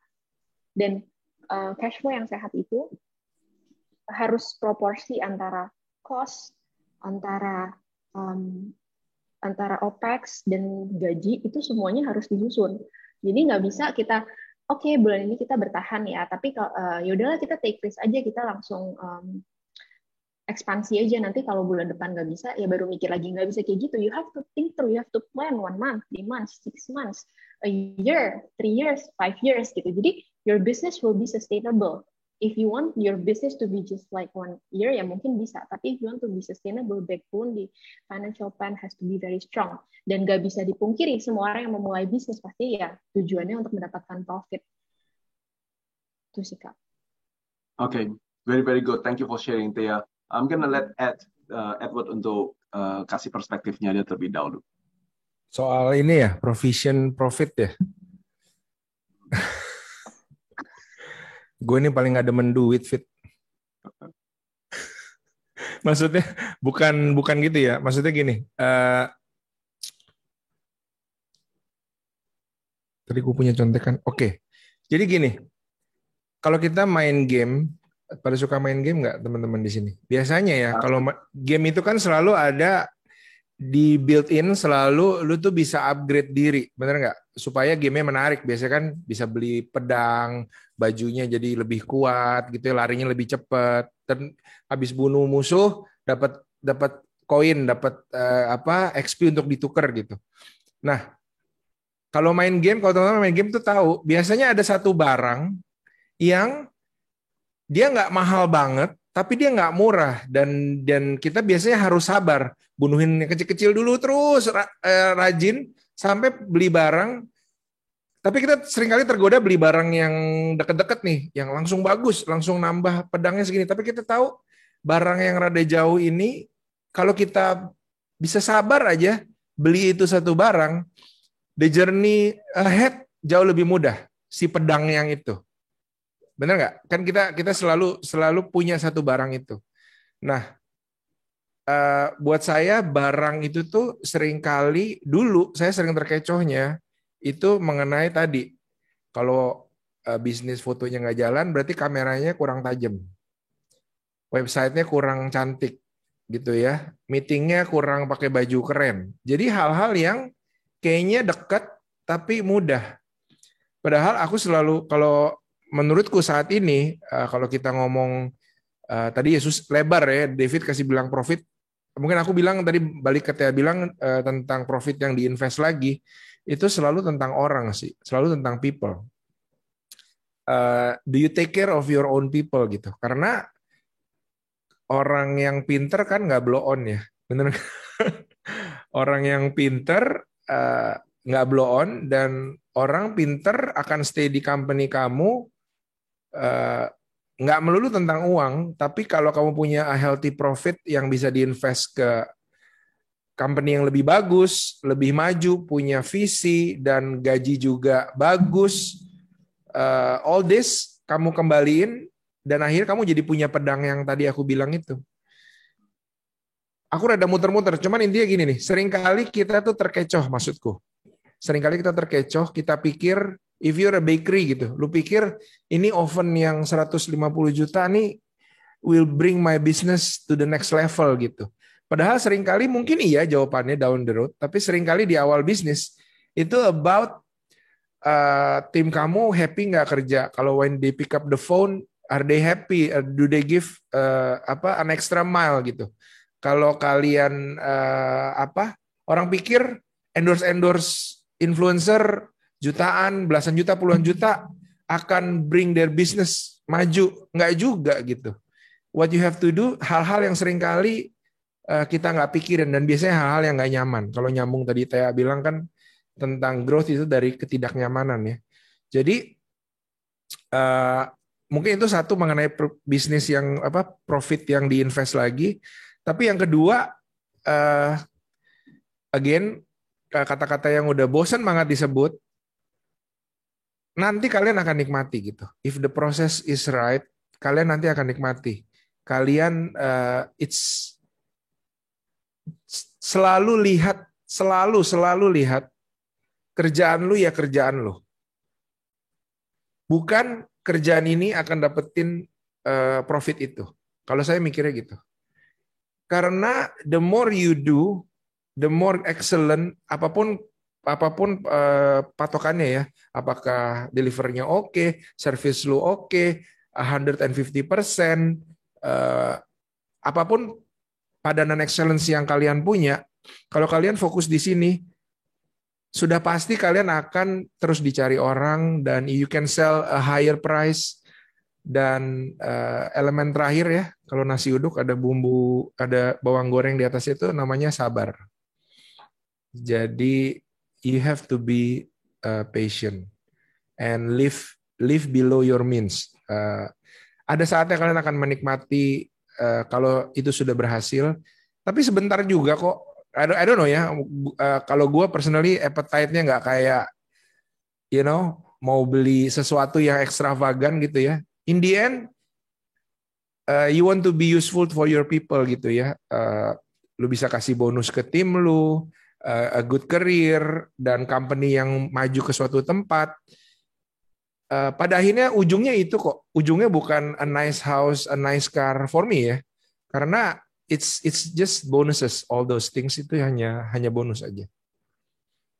Very good. Good point.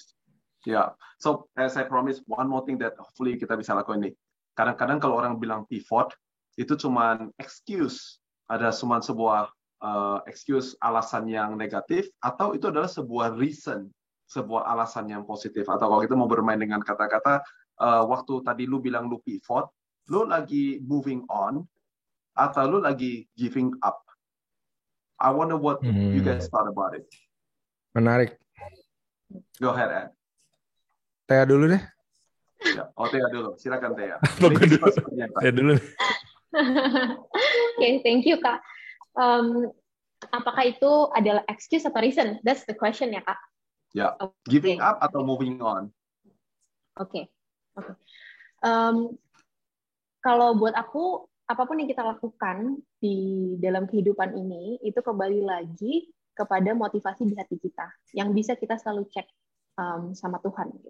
Tapi yang pasti when you ask me, kayak bagaimana kita bisa decide ya, kayak kalau ini tuh kita moving on atau hanya sekedar bikin excuse gitu kan. Yang pasti kalau dalam bisnis, when we have to move on, we know that our product atau service itu obsolete, sudah tidak diperlukan, sudah tidak relevan lagi sama permintaan di market, simply nggak bisa jalan gitu. Mungkin yang salah bukan produk atau servisnya, tapi relevansi untuk disampaikan ke masyarakat, di package untuk masyarakatnya. Karena dalam kehidupan ini kan ada hal yang memang kita bisa kontrol dan ada hal yang kita nggak bisa kontrol, as we know. Yang bisa kontrol, kita kontrol dalam bisnis, of course, the product and service itself, the promotion, the people, the place, location, yang pasti, and then, of course, kita punya perspektif lagi, kembali lagi ke situ.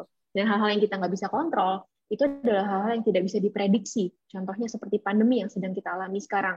Lalu ada perilaku konsumen yang bisa tiba-tiba aja berubah terkait dengan hal yang kita nggak bisa prediksi. Kemudian yang ketiga ada human error. Yang ketiga apa yang kompetitor lakukan. Itu hal yang kita harus pisahin. Gitu. Nah, kalau misalnya kita mau pivot karena hal-hal yang kita tidak bisa kontrol, tapi itu menurutku kita making excuse. Tapi kalau kita mau pivot karena kita mau merubah sesuatu, kayak tadi Kak David bilang, pasti kita ngerasa 65% orang pivot di 18 bulan terakhir. Pasti karena mereka smell problem. Their product and service are no longer needed, are no longer being relevant to the pandemic season gitu loh. Jadi for me, as long as kita tahu motif kita tuh apa, dan kita berfokus sama hal-hal yang kita bisa kontrol instead of hal yang kita nggak bisa kontrol, it's gonna be a reason for us to pivot and move on, and it's totally okay gitu. Very good, Tia. Very, very good. Edward. Thank you, Pak. Mungkin tadi gue curang ya ngomong kasih Tia supaya gue bisa mikir Tia. Kejujuran Anda agak luar biasa. Tadi kan pilihannya pivot itu moving on atau giving up. Menurutku jangan dipikir sebuah sebuah pertanyaan A or B sehingga kayak ada dua jalan. Menurutku giving up itu kalau boleh masukin laci aja, nggak ada itu bareng. Jadi all pivot is moving on. Good. Karena kalau giving up mungkin kayak you start fresh, padahal nggak mungkin. What you do, walaupun itu gagal, your network, your capacity, your endurance gitu ya, your character, kan kalian bawa gitu dari your previous ventures gitu. Jadi it's not about giving up. Kalau giving up, sounds so depressing dan kayaknya gagal gitu ya. Tapi if you move on, it's evolving. Ini partner saya nge-WhatsApp, dia lagi ikut seminar juga, dia nyelip katanya. Dia bilang, all business pastinya akan pivot. Bahkan bisnis yang bagus, justru dalam kejayaan dia harus memikirkan untuk pivot gitu. Karena suatu hari bisnis akan punya cycle-nya, dia akan turun gitu. So it's not about a desperation move. Pivot itu bukan a desperation move. Jadi sama kayak tadi di awal ya, bukan masalah mentok jadi akhirnya ngerjain yang lain, tapi pivot yang benar adalah ketika capacity-nya naik terus gitu, kesempatan yang terbuka lebih banyak, bisa handle tanggung jawab lebih besar, capacity lebih besar, bentukan yang lebih baru. So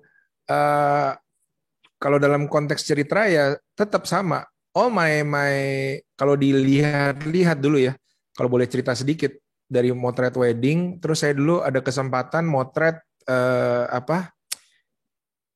Indonesia Mengajar ke pedalaman gitu, pro bono, karena karena tahu itu bagus dan social activism dan sebagainya, because it's in what's in our hearts gitu. Pulang dari situ bisa bertepatan sama political season gitu, dan karena waktu itu believe in that crusade gitu ya, menuangkan semuanya juga, video-video pro bono dan ngerjain segala hal, nulis sekarapnya dewe dan sebagainya, tapi itu menjadi showcase, menjadi sebuah portfolio yang dilihat oleh banyak. Waktu itu relawan-relawan juga orang VP marketing di perusahaan-perusahaan gede, giving me a call, lu bagus ya bikin video, lu bisa nggak bikin, kesempatan selalu datang kayak begitu. Bahkan the very last one, Tokopedia yang kemarin heboh banget, yang bapak sama anak itu, tahu nggak datang dari mana? Karena salah satu VP-nya Tokopedia nonton video saya untuk Sydney belum gue transfer lagi komisinya nih. Karena aku bikin video untuk Sydney ya, dengan nulis dan sederhana, tapi somehow touch CVP ini and giving me a call gitu. Jadi pivot itu menurutku mindset, cara pikirnya jangan kayak this doesn't work, terus dorong kardus ini ke samping gitu. It's about journey panjang lu tuh, your whole life, if you do it right gitu, it equip you for these turns gitu. Gue itu nggak bisa ngomong dulu, nggak mungkin ya, kayaknya semua orang yang bohong gitu semua. Tapi waktu gue wedding dulu, tau nggak David, aku cuma lulusan Trisakti, nggak pernah sekolah luar negeri. Tapi klienku semua A-listers, Berkeley, Edith Cowan, ada MIT, ada orang Vancouver, terus semua cascis bahasa Inggris, terus semuanya, dan gue harus bisa, hello, you look beautiful gitu ya, cantik kayak Thea begini, udah pakai veil gitu ya, mau nggak mau orang Grogol ini mesti bisa ngomong gitu, dan it hurts like hell for the first 2 or 3 times, tapi abis itu ternyata bisa ya gitu, dan that skill kebawa waktu saya lagi present di depan VP dan sebagainya. I have no problem whatsoever, and I'm enjoying it, presenting something gitu. So it's not about giving up, it's always about juga mungkin moving on, karena lagi pandemi ya mungkin ya, tapi it's not about giving up, it's about to the next level if you're continue to build your capacity. Gitu. Very, very good. Very, very good. Saya punya satu pertanyaan terakhir, arenanya namanya adalah clarity and certainty. Jelas dan certain, bahasa Indonesia jelas juga ya, tapi kita yang bisa bahasa Inggris. Clarity versus certainty, and here's the question. How does Jesus being the sum of your decision making in your life? Kak Edward dulu lah ya kali ini ya. Nggak boleh curang gue ya. Oke. Thank you, Kak. Eh, aku ingat banget karena aku sering reflect gitu kan, karena seringkali orang datang ke gimana nih bisnis gua nggak jalan, atau my life sucks, atau sedangkan trajectory ko Edward kok kayaknya bagus banget gitu. Jadi gua ketika orang itu udah pulang kayak tracing back gitu ya, apa sih gitu ya cabang-cabang di hidup saya yang membuat saya bisa sampai di tempat ini gitu. Dan I have to say di awal-awal mengenal Tuhan buat saya dalam konteks bisnis nih ya, yang paling besar adalah eh, saya berhenti hidup murah. Aku ingat banget, nggak tahu nih, kayaknya Pastor Jeffrey juga lagi nonton ya. Aku ingat banget, aku salah satu, I think one of the turning points in my life, dengar dia di panggung, dia bilang begini, lu kok hidup murah banget sih? Tuhan sudah mati buat lu, menebus dengan darahnya yang mahal. Lu kok hidup murah banget sih, katanya. Meeting datang telat, kalau ngomong nggak ditepatin, kalau janji nggak dijadiin, kalau kerja secukupnya doang. Terus, kayak ada tombak sebesar, tombaknya menusuk Yesus kali ya, nusuk di ulu hati saya gitu ya, kayak iya ya gini, gue hidup dengan sangat murah gitu. Dan I think it's one of the biggest change intersection in my life. Okay, I have to stop doing all these things gitu. I have to always hidup mahal karena Tuhan menyayangi saya, sudah mati untuk saya. Kayak film Saving Private Ryan terakhir ya kan, ingat nggak? Waktu lagi Tom Hanks udah mau mati gini, terus dia tarik si Ryan-nya kan. Kan untuk nyelamatin Ryan ini udah mati 6-7 orang ya. Bener, ingat nggak kalau di filmnya ya? Untuk supaya Ryan ini bisa pulang. Terus dia bilang, earn this katanya. Earn this. Jadi hargai pengorbanan 7-8 orang dan seluruh orang ini supaya lu bisa pulang gitu.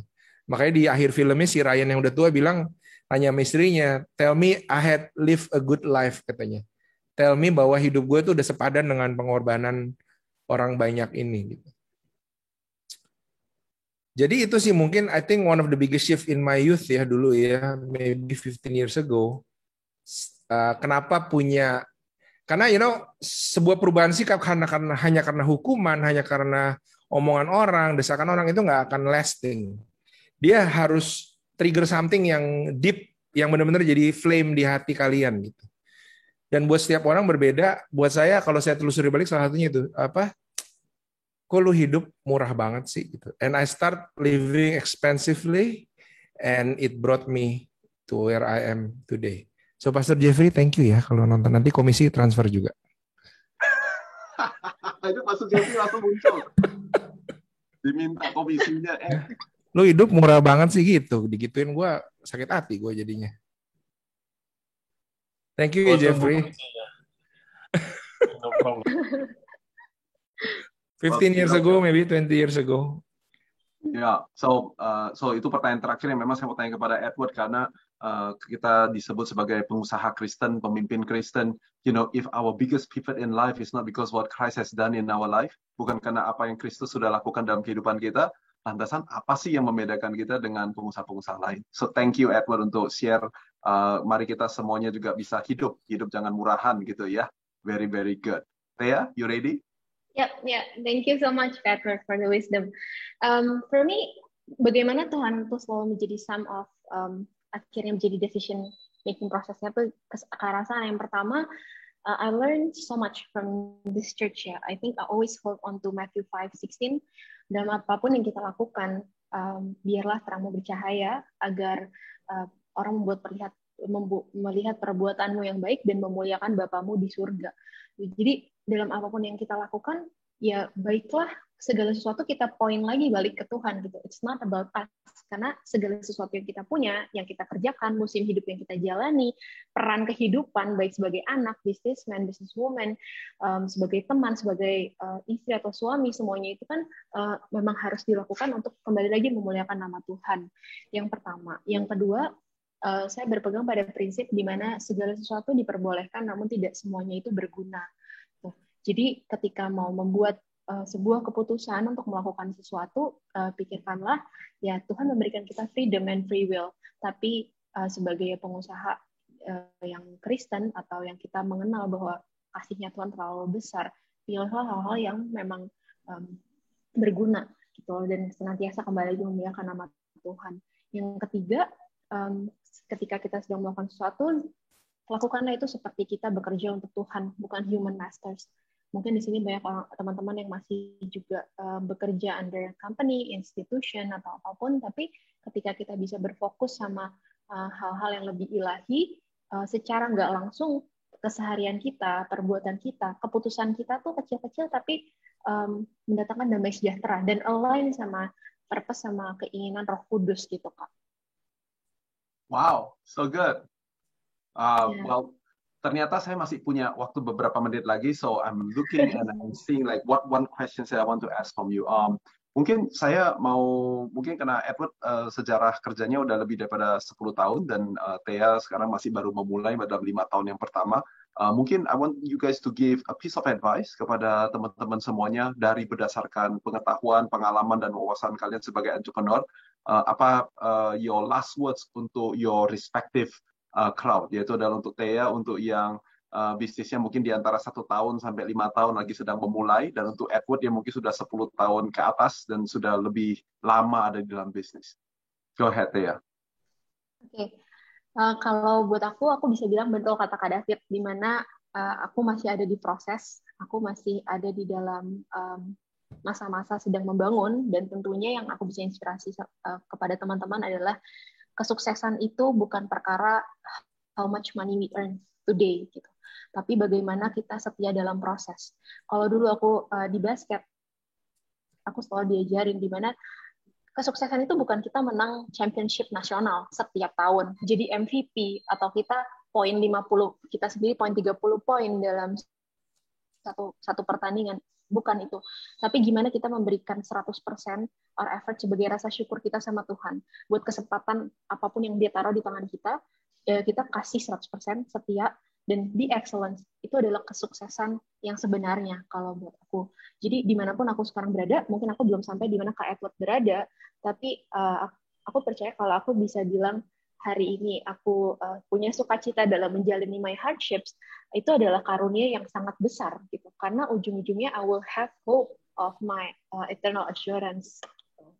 Well, you are blessed and highly favored, Thea. We're speaking blessings to you. We're speaking that you and your generations and yang kalian teman-teman yang ada di dalam generasi ini, you're gonna see how God is gonna melakukan perkara-perkara yang besar melalui bisnis kalian dan generasi kalian. Amen, amen. Edward, what do you think? Tip buat yang lebih seasoned entrepreneurs gitu ya, yang mungkin yang lagi bagus, bukan yang lebih tua ya, yang lebih seasoned.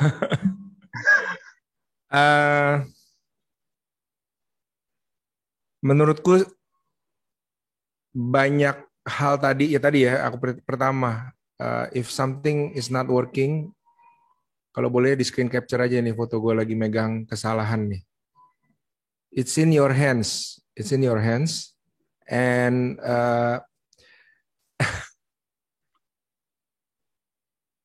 a great partners are invaluable. Kenapa? Karena lu cuman bisa tuh dikit, ngerti nggak? Kalian harus selalu sadar dan ingat, yang kalian tahu itu sedikit banget. What you understand, what you think you know, is so little. Dan orang yang pintar tahu bahwa dia tahu hanya sedikit. Itu kan ada kalimat pepatahnya ya. A smart person know that he knows nothing gitu. Jadi dan biasanya kenapa butuh 10 years? Biasanya nih David, ego nomor 1. Entrepreneur, I build this with my bare hands gitu ya. Gue begadang ini baby gue dan sebagainya. Dan seringkali itu yang membuat orang, aku lihat teman-temanku sendiri juga banyak yang gagal karena pertama ego, kedua ya dia nggak bisa percaya orang lain, padahal yang dia tahu so little gitu. Dan ketika I have find great partners, gue tuh baru sadar gila ya, gue dulu taunya sedikit banget gitu. Dan yang gue bisa kerjain juga sedikit banget. So, kenapa susah cari partner? Tadi gue nggak mau, belum ngomong duit nih ya, belum ngomong duit nih. Tapi baru kayak nanti dia ngerecokin, nanti dia begini. Salah. A little tip juga dalam hidup. Selalu pakai kata justru, kalau aku selalu bilang. Jadi nanti kalau dia datang ngerecokin bisnis gue, loh justru lu jadi bisa belajar banyak gitu. So it will make you to become a maverick. Maverick itu apa bahasa Indonesia? Seseorang yang excel, seseorang berbeda ya. Karena ketika semua crowd bilang ke sono, si maverick selalu bisa lihat ke sini gitu. So pergunakan kata justru sering-sering. Nanti duit gue jadi kebagi dua dong gitu. Lah kalau duit 10 juta dibagi 2 sama 100 juta dibagi 2, banyakan mana? Kira-kira begitu ya. Justru dengan ada orang ini. Jadi, ini partner gue lagi ketawa-ketawa, karena itu dulu diri gue ya. Tapi selalu, maksudku, among 100 advice that I can give to you ya, ego itu jangan dibawa-bawa kemana-mana. Ya. Ego itu sesekali boleh lah ya. Kalau lagi berdua istri sedikit, atau lagi dalam kamar tertutup, tapi try to be useful to people, kayak aku bilang tadi. Jangan bangun tidur merasa hari ini mudah-mudahan gak ada masalah ya Tuhan, hari ini lancar-lancar dong. Salah coy. Kalau hari ini lancar-lancar aja, berarti kamu hanya mengerjakan yang kemarin, dan kamu gak menarik gitu. Kamu akan ngerjain hal yang sama, karena semua predictable, lancar, mulus. But if you solve good problems ya, ada juga bad problems, problems yang karena blow on karena sistemnya jelek ada juga. But if you solve good problems every day, and then you are on your way. Itu sih David mungkin. Very very good. Thank you so much sekali lagi Edward, Thea. Everybody, if you can help me untuk berterima kasih kepada Thea, kepada Edward untuk semua yang mereka udah bagikan kepada kita. You know, Thea, Edward, this is not goodbye. We will do this again. But thank you so much hari ini untuk bisa spending time bersama-sama dengan kita. Ya, sebelum ini acaranya belum selesai. Masih give me another 10-12 menit lagi. But I have few things that I want to share with you guys. So stay together with me. Pertama-tama, you know, sekali lagi terima kasih Thea, Edward. Say your goodbye to Edward and Thea. Thank you everyone. Thank you everyone. I hope you guys learn something. Thank you. Mantap. Alright. So as we are ending, saya perlu 10 menit, 15 menit lagi. Let me tell you guys, menutup dengan satu ayat firman Tuhan, yaitu diambil dari Matius pasal yang keempat, ayat ke-18 sampai 20. Kita sebagai gereja JPCC, ini adalah tema kita, yaitu adalah follow Jesus. Dan di dalam cerita ini secara spesifik cerita tentang bagaimana Petrus dipanggil oleh Tuhan Yesus. Dia bilang, come and follow me. Dan pada saat dia bilang, come and follow me, dia bilang begini, kamu sekarang adalah penjala manusia, tetapi penjala ikan, tetapi aku mau jadikan kamu menjadi penjala manusia. You know, sepanjang satu hari ini kita terus cerita tentang bagaimana there's so many things about people. Nah, itu adalah diri kita sendiri. So the first message yang mudah-mudahan kita semuanya tangkap, apapun keadaan kalian, baik kalian sekarang lagi bilang I am doing well, atau sekarang kalian lagi merasa bahwa I am not doing so well, percaya ini bahwa Tuhan sedang panggil kita untuk mengikuti Dia, karena ada potensi yang lebih besar yang belum Tuhan selesaikan di dalam kehidupan kita masing-masing. Petrus dari penjala ikan menjadi penjala manusia.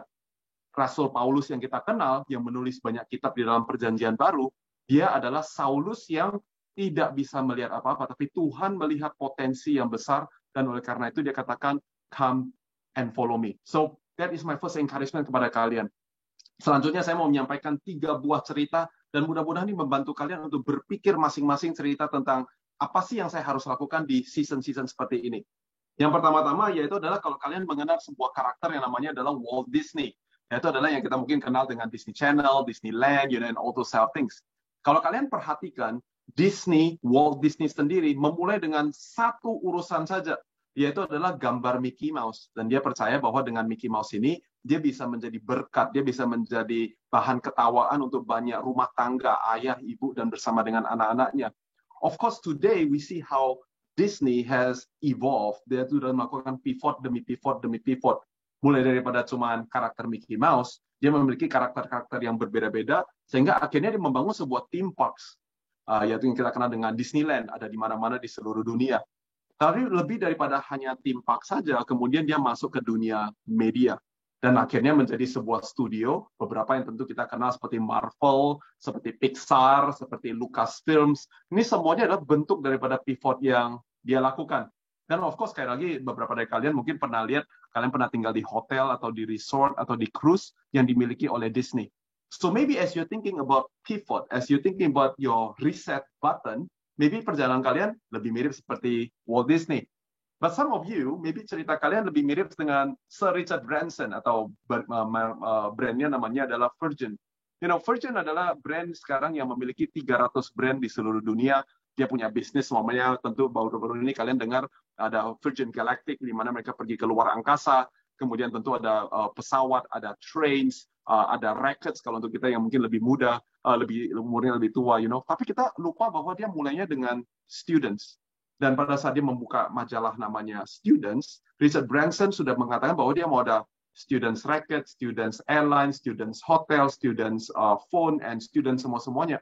And it is also different. And for some of you, maybe you are also having a journey yang mirip-mirip seperti Richard Branson. Karena dia cerita tentang semua brand yang bikin dia billions of dollars in business, tapi dia juga dengan terus terang cerita tentang bisnis-bisnis yang gagal. Artinya di dalam pivotnya, ada yang pernah make a mistake. Karena saya lama di Amerika Serikat, salah satunya namanya adalah Virgin Cola, yang dimana dia mencoba untuk bersaing dengan Coca-Cola. And of course, that is one of the so-called failed pivot di dalam kehidupan daripada Richard Branson. So maybe pivotnya kalian, business reset button kalian juga seperti itu. Atau yang ketiga, kalian juga mungkin mendengarkan sebuah brand yang mungkin kalian tahu yang kita sebut dengan BMW atau BMW. And BMW didirikan di tahun 1916. Think about this, tahun 1916 BMW gak bikin mobil. BMW bikin aircraft engine, bikin engine-nya pesawat terbang. Karena itu kebutuhan dan itu juga adalah founder daripada BMW itu sendiri. Tetapi pada saat sesudah Perang Dunia Pertama, aircraft engine tidak ada demand-nya, maka untuk sementara waktu setelah Perang Dunia Pertama, dia bikin sepeda motor. Bahkan dia bikin mesin-mesin untuk pertanian dan kemudian juga household products. That is a big, huge, major pivot. I hope you agree together with me. Sampai kapan? Sampai tahun 1928, barulah pertama kalinya BMW kemudian membuat mobil yang hari ini kita kenal dengan seri 3. The first BMW is BMW 315. Dan itulah BMW seri 3 yang hari ini kita kenal. Belum selesai. Pada saat masuk ke dalam Perang Dunia yang kedua, BMW kembali ke bisnis bikin pesawat terbang lagi. Tidak sampai tahun 48 setelah Perang Dunia selesai, kemudian dia mulai membuat sepeda motor dan kemudian bikin mobil lagi. Mobil kedua yang mereka bikin, guess what? Namanya adalah BMW 501. Yang sekarang kita kenal dengan BMW seri 5. Dan kemudian di tahun kira-kira 59 atau 60 awal, mereka mengalami financial turbulence seperti yang kita alami di beberapa sejarah kita sendiri. Dan oleh karena itu dia diselamatkan oleh beberapa investor. Dan pada saat dia selamatkan beberapa investor, dia bikin satu mobil lagi namanya BMW 700. Dan sekali lagi, mobil yang sehari ini kita kenal dengan seri 3, seri 5, dan seri 7. Kalau Anda tidak ngerti mobil, mungkin nggak apa-apa, saya juga nggak ngerti mobil. But that's how we come with the 3, 5, and 7 series of the BMW. 3 contoh ini menunjukkan kepada kita bahwa pivot itu tidak memiliki satu formula. Nggak bisa dikatakan dengan, harus ikut gayanya Richard Branson, atau mesti ikut gayanya Walt Disney, atau gayanya BMW. What I can tell you right now, yaitu adalah Tuhan punya potensi yang besar buat setiap saudara kita, dan membutuhkan mimpi dan kemudian orang-orang di sekitar kita yang Tuhan mau lakukan sesuatu apa ini pivot yang sedang mau dilakukan dalam kehidupan kita. So I'm offering you a framework right now, but I hope it is not a formula, tapi sebagai sebuah guidance supaya pulang dari tempat ini, kalian bisa melakukan sesuatu tentang bisnis dan karir kalian masing-masing. Kalau kalian dengar baik-baik, segala sesuatu dimulai dengan ini, yaitu adalah people, yaitu adalah saya dan orang-orang di sekitar saya. Apa yang saya bisa, dan apa yang orang-orang di sekitar saya bisa lakukan. Karena opportunity-nya mungkin ada di situ. Tapi kalau saya tidak bisa menyelesaikannya, lantasan untuk apa? Kalau kita punya people, maka purpose menjadi sesuatu yang mungkin lebih mudah untuk dikerjakan. Mungkin banyak opportunity yang kita lihat, tapi kita bisa bilang begini, dengan orang-orang yang saya punya, purpose ini nih, opportunity ini nih yang saya bisa kerjakan. Dan kalau kita bisa mendapatkan purpose-nya, the why you do what you do, baik itu adalah hanya untuk jangka pendek ataupun jangka yang lebih panjang, maka tiba-tiba kita dapat yang namanya provision. Ada kata di atas di tulisan adalah risk and reward analysis. Artinya nggak semua opportunity harus diambil, dan nggak berarti kalau semua orang pivot, berarti saya juga mesti pivot juga. Kita perlu memperbandingkan apa yang menjadi resiko dan apa yang menjadi ganjaran atau reward yang baik untuk apa yang sedang saya mau kerjakan. Nah, sampai di titik ini saya berharap supaya teman-teman semuanya mengatakan adalah, kalau gini saya juga udah tahu. And I really hope bahwa kalian sudah tahu. But to bring it really home, dan apa yang saya belajar hari ini dari Thea dan juga dari Edward, yaitu adalah kalau kita punya people yang tepat, yaitu saya dan tim saya adalah orang-orang yang tepat, harusnya ini yang terjadi. Ada 2P yang lain. Yang pertama namanya adalah perspektif. Kalau kita punya tim yang kuat, kita punya perspektif yang kuat. Kita nggak cuma sekedar, pokoknya karena gua pikir, atau gua rasa apalagi. Tapi karena rame-rame, kita semuanya berpikir. Kita berpikir bagaimana produk kepada market bisa fittingnya caranya seperti apa. Usefulness, itu adalah sesuatu yang saya tangkap banget hari ini. Yaitu adalah bagaimana kita bisa menjawab pertanyaan. Yaitu adalah solusi ini diberikan kepada problem apa. Tapi lebih daripada perspektif, tim yang kuat, tim yang kalian miliki atau kalian sendiri for that matter, kalian harus punya planning yang baik. Kita cerita tentang benefit, kita cerita tentang executable. Apa sih yang harus kita bisa eksekusikan, bukan cuma sekedar sebuah ide saja. Titik temu daripada barang-barang ini, antara perspektif dan planning daripada kalian sendiri sebagai founder, dan dengan timnya kalian, itu yang akan mengakibatkan purpose-nya jadi tajam. Istilahnya, purpose-nya bukan cuma hanya menuju kepada bulan, tapi juga injak bumi juga. Dan kemudian juga memikirkan tentang hasilnya seperti apa. Because after all, kita masih adalah sebuah bisnis. Akhirnya pesan saya yang terakhir yaitu adalah kepada teman-teman yang setelah mendengarkan semuanya ini, kalian masih bertanya-tanya, kalau begitu tempat saya ada di mana? I'm here to humbly give you an advice, bahwa kadang-kadang di dalam masa-masa ini, mungkin kita belum punya, sayanya sendiri masih belum bisa berguna sebegitunya. Karena itu jadilah bagian daripada timnya orang lain. Menjadi bagian dari timnya orang lain tidak berarti bahwa you are a loser atau saya adalah seorang pecundang. It just simply means season saya sekarang adalah untuk belajar dulu dari orang lain. Ini adalah krisis ekonomi keempat saya sebagai seorang pengusaha. Mulai dari tahun 98 di kota Medan, 2001 dan 2008 di kota New York, dan sekarang 2020-2021 di kota Jakarta. Saya pun harus belajar dulu terlebih dahulu dari orang lain. Saya harus menjadi bagian daripada timnya orang lain. Pivot terbesar saya adalah dulu saya mau jadi jagoan sendiri, dan sekarang saya mempunyai tim partner, core team yang kuat-kuat. Karena itu, jangan kita hanya pakai satu mindset yang kecil dan bilang adalah, pivot means I gotta do it myself. Sometimes it means I gotta join other people. Saya berdoa dan berharap supaya webinar kita pada siang hari ini, pagi hari ini, berguna buat teman-teman semuanya. Dan marilah kita sama-sama terus berdoa dan terus berpikir dan terus berbicara dan belajar dari satu sama lain untuk tahu bahwa potensi yang Tuhan miliki pada saat dia come and follow me, ada sesuatu yang besar, ada sesuatu yang belum pernah kita pikirkan, belum pernah kita lihat, belum pernah kita dengar, dan itu yang sedang Tuhan persiapkan buat setiap daripada kita.